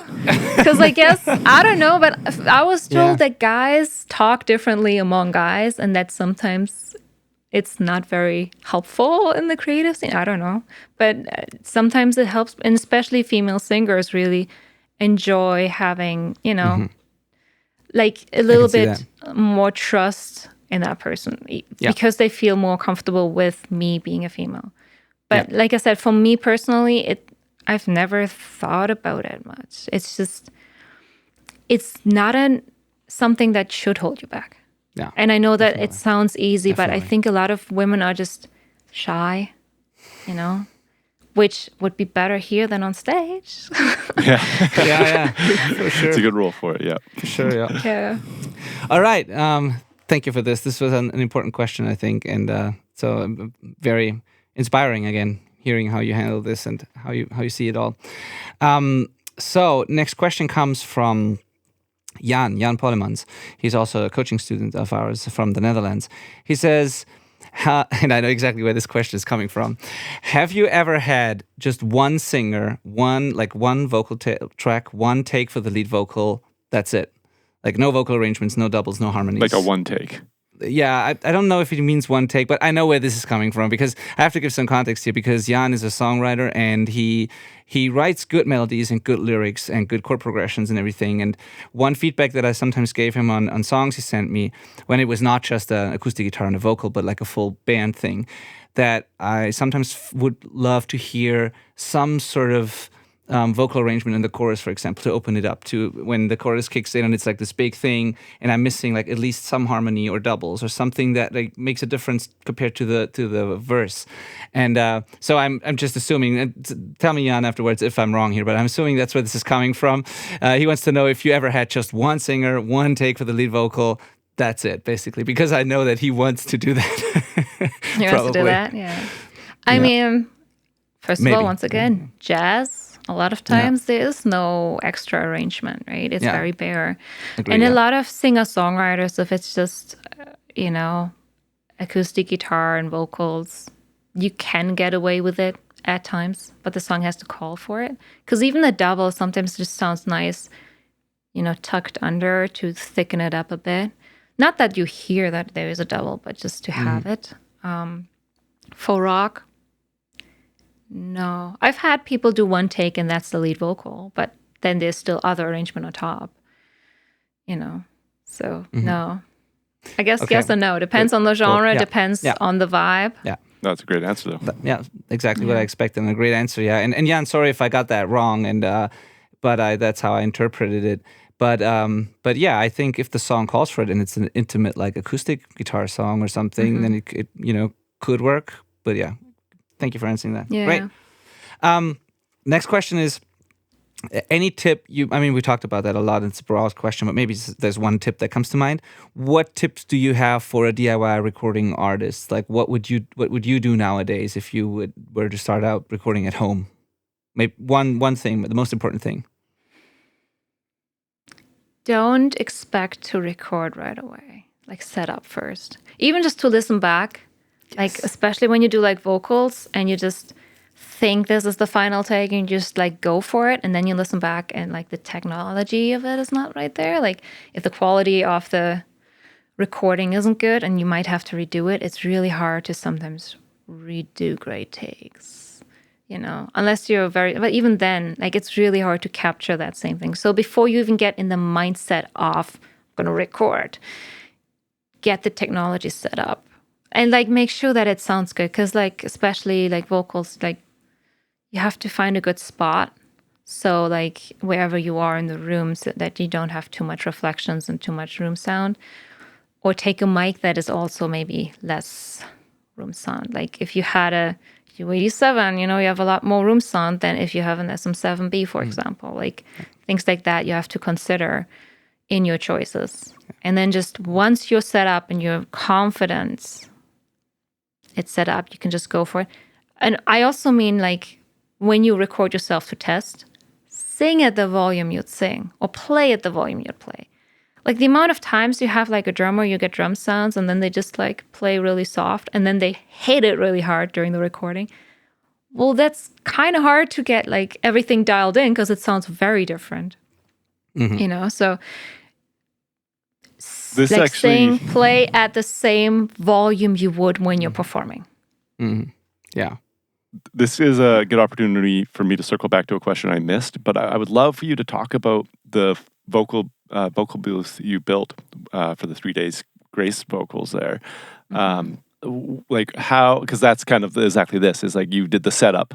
You didn't just go and, all right, this is the walk-in closet, Yeah. let's record, and then send Howard, really roomy vocal, right, with the Yeah. door open to the fridge and stuff. Like it's like you prepared it in advance, and I would just love to like know how far you went with that, what that actually looked like. It was a whole weekend we had to outfit it. So we bought a bunch of, how's it called? This like acoustic foam. Oh And yeah, put that all around. But we left, like, it was a high ceiling, but it was slanted, which is great for acoustics. You don't want to have anything that's parallel. So we left some of the ceiling open so we have a little bit more room, because otherwise it's too dead and it's really hard to sing in a very dead room.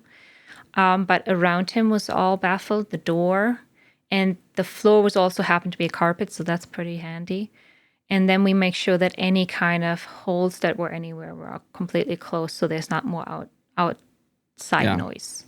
And I was listening on headphones. I wasn't putting it on the speakers to have even less possibly Right. travel to him. you were going listening very closely then. Yeah. Cool. But then afterwards, listen on the speakers, because I'm more used to the response of speakers. Yeah. Right. Yeah. Cool. Yeah. Okay. And- That's awesome. Yeah. Yeah, thank you. And in terms of like what you have to do before you even get into the mindset of recording, that also includes probably like, making sure that the songs are actually finished, the arrangements, like demos, pre-production, anything like that, because some people start the actual recording when they're actually not ready to record it yet. Yeah. Probably, right? And then they get demoitis, and then Yeah. they can't ever go further. Yeah. No, Yeah. it helps to have a very different demo, not setup, but like a different time when you do Yeah. the demos. Yeah. And then the rest.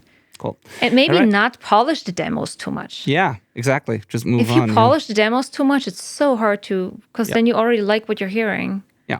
And it's really hard to like see what your elevated result will be when you actually record. Yeah. Yeah, cool. Thank you. Now, next one's from Ryan Flair. He says, what's your view on the timeline and how long music should take to finish? One of the things I struggle with is trying to finish music fast while also not compromising artistic integrity and quality. Where's the line in your opinion? Any tips for those of us who struggle with that?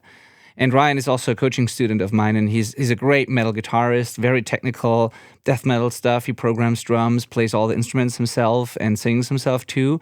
And it's very hard to play that type of music well. So it's similar to what we talked about before. It's like a bar by bar, part by part thing. And he's good at that. But obviously it also takes a while to get a song like that done, especially with a lot of guitar layers. And so what do you think? Like, where's the line and how long should it take to record a song like that, or write and record or whatever? Like, finish music, he says.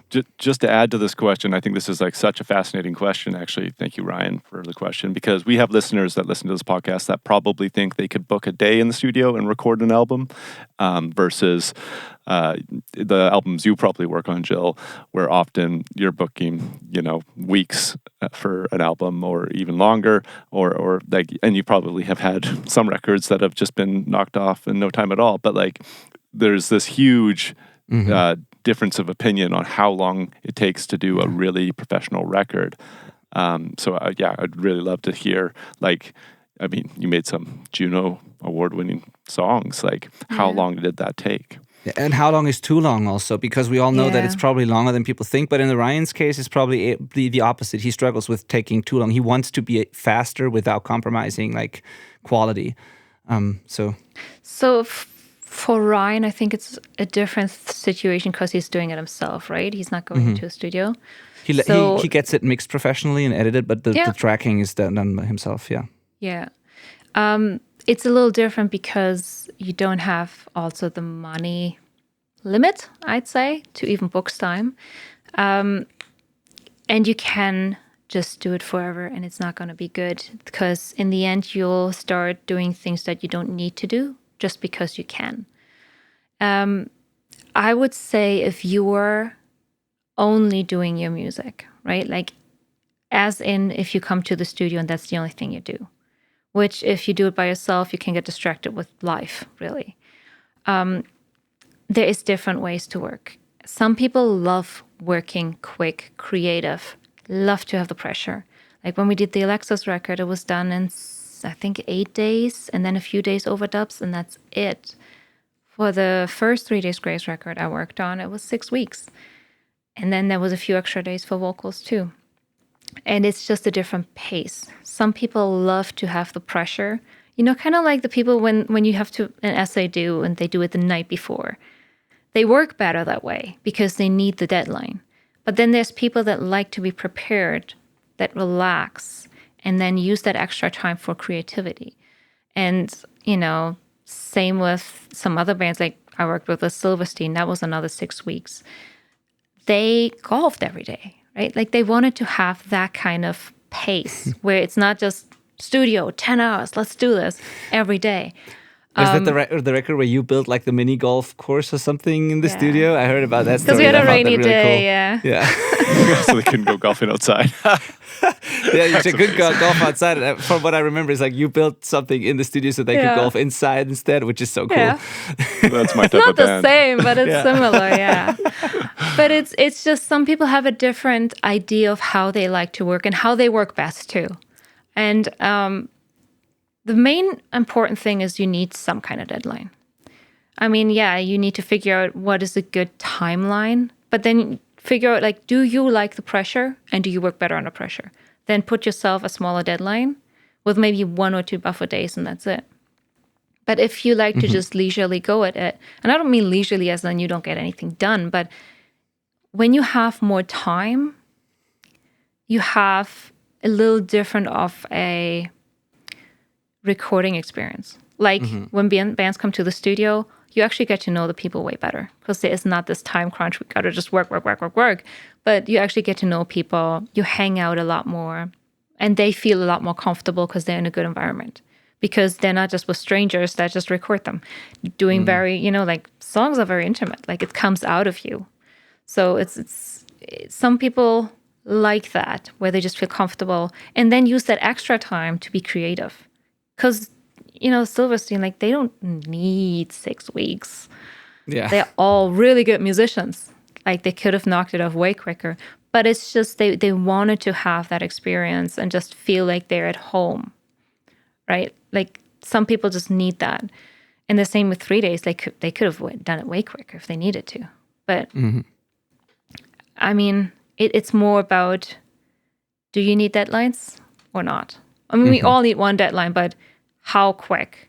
For Alexis, they work way better all together, like creative too, when they're like, let's just do this right now. And they were all just doing music. That's the only thing they did. There was nothing else going on but us creating music. Oh, interesting. That's a fantastic answer. Thank Fantastic you. answer. Very helpful. Thank you so much. Final question. And this comes from Thorsten Winzel. He's from Germany. So I think we have like, what do we have? Like a German, UK, US, Netherlands. Yeah. Very cool. International audience here. Everywhere. Yeah, exactly. So Thorsten is asking, how can, again, really good question. How can something new be created in music production or mixing if each and everyone is working with reference tracks while mixing or producing? So, yeah, let's leave it like that. Yeah, reference tracks are just reference to certain things. I love when musicians tell me, oh, like, yeah, we sound like this band. And you listen to it. Nope, you don't. Certain elements, yes, right? Like maybe your guitar sound is similar or maybe the way you drum on it is different. But there's no band that sounds exactly like another band.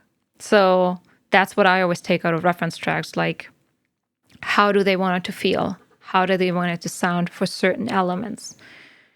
And for mixing, for example, it's like, for me, how is the balance of the instruments a lot? How is it panned? How wide are things? How deep are things? That's, for me, a reference track. Not necessarily how things sound, but how they sound in relationship to each other. And then for recording and producing too, it's I don't know. Like for me, a reference is not like we want to sound like these people. It never is. Yeah. Because it can't be, first of all. It's a lot of times very just not happening. But then also just figure out what they like about that reference. And just ask questions like, okay, well, what do you like about it? Like, is it maybe the guitar sounds? Is it maybe the fullness of it? Like, is it maybe how the bass plays? Because a lot of times it's like the bass can just play the part, or the bass can be very interesting, right? Like Red Hot Chili Peppers bass is very different than just like, any type of rock band bass where it's literally just playing the notes. Yeah. Like it's just differences in so many things. Like, what do you like about this? And then go more into detail. Because a lot of times when I've mixed, like, and people don't like certain things, I'm like, let's figure out what you don't like. Because you think you don't like anything, and then it's just the snare that's too loud. You know what I mean?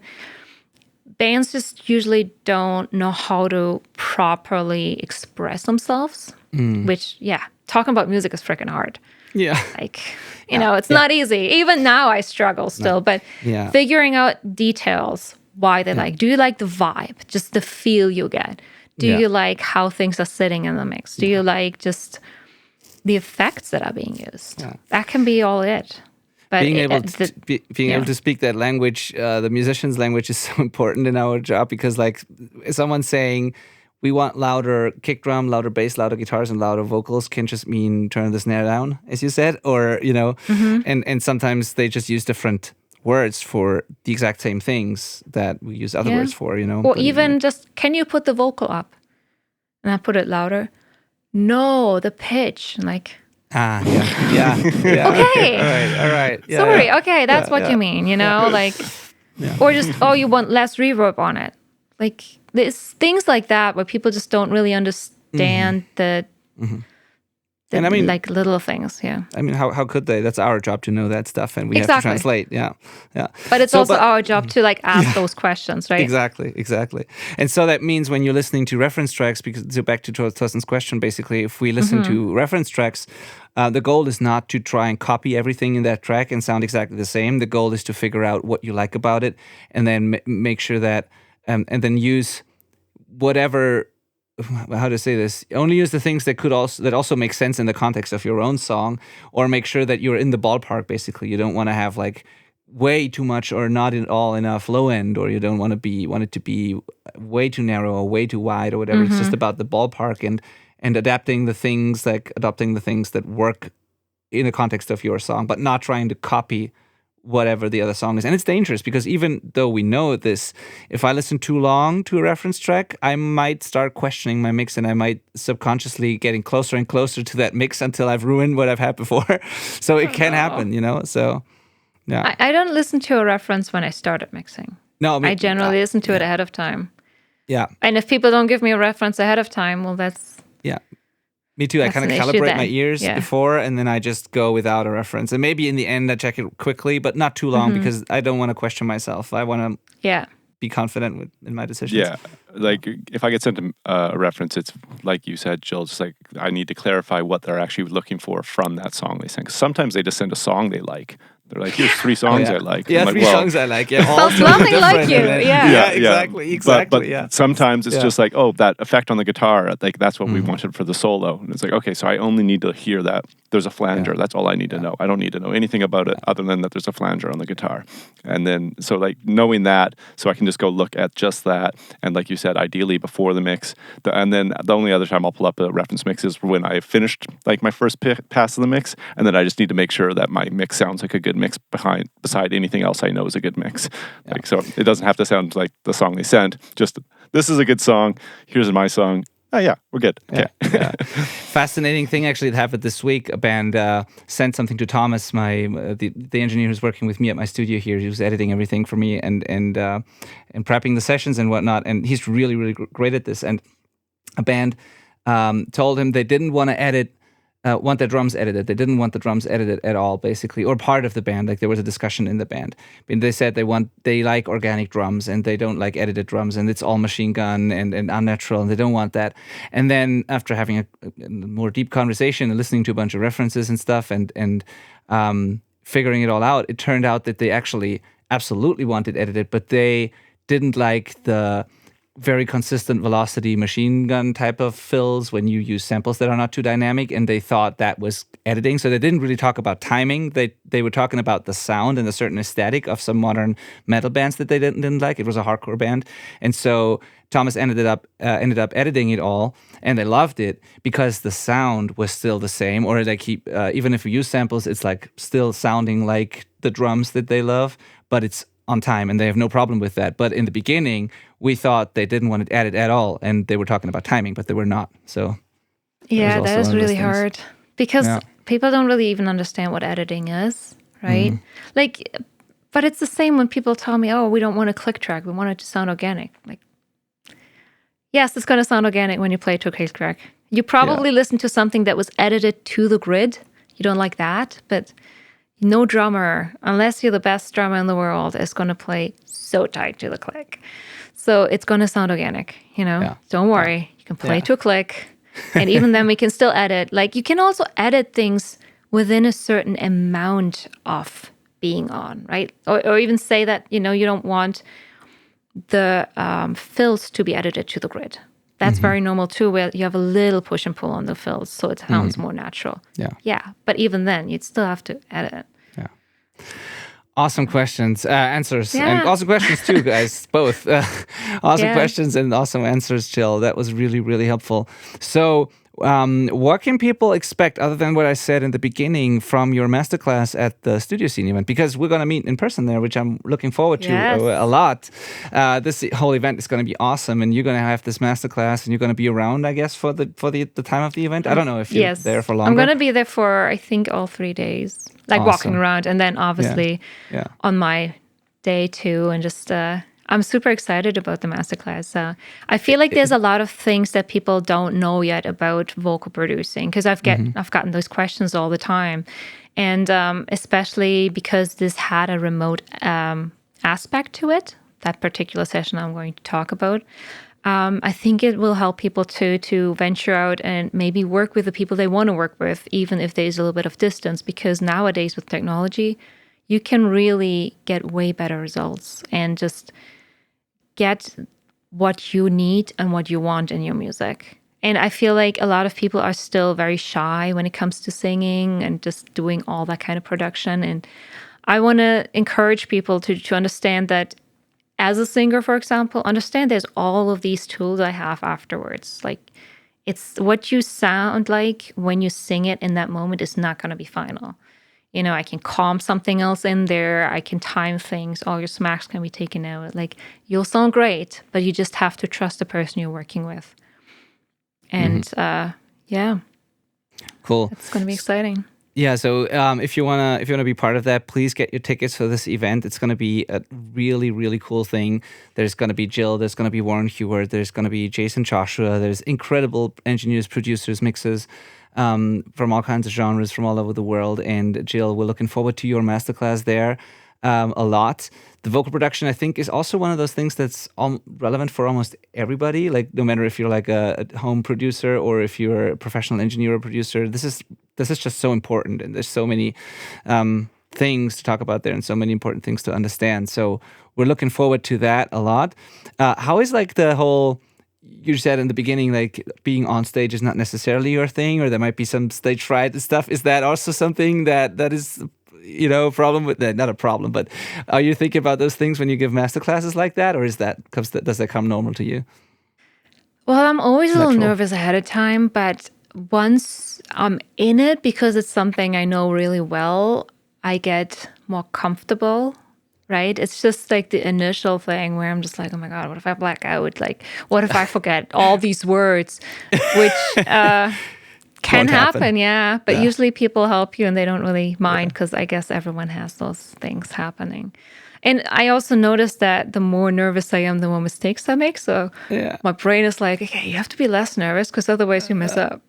So it's just weird. But it's fine. I'm getting used to it, but yeah. Are you going to do it in German or English? Don't know yet. I think.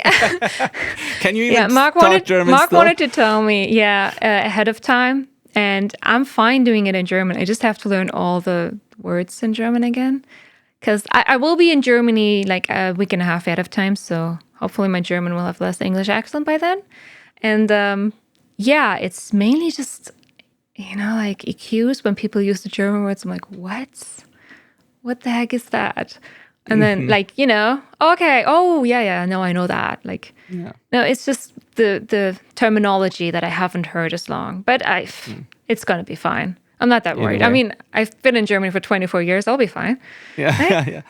And the way, like, hearing you explain all these things on this long ass podcast today here, and like hearing you how well you explained all of this and how great your answers were to these questions, I have zero doubt that this is going to be an absolutely amazing masterclass, and that people are going to take away a lot from that.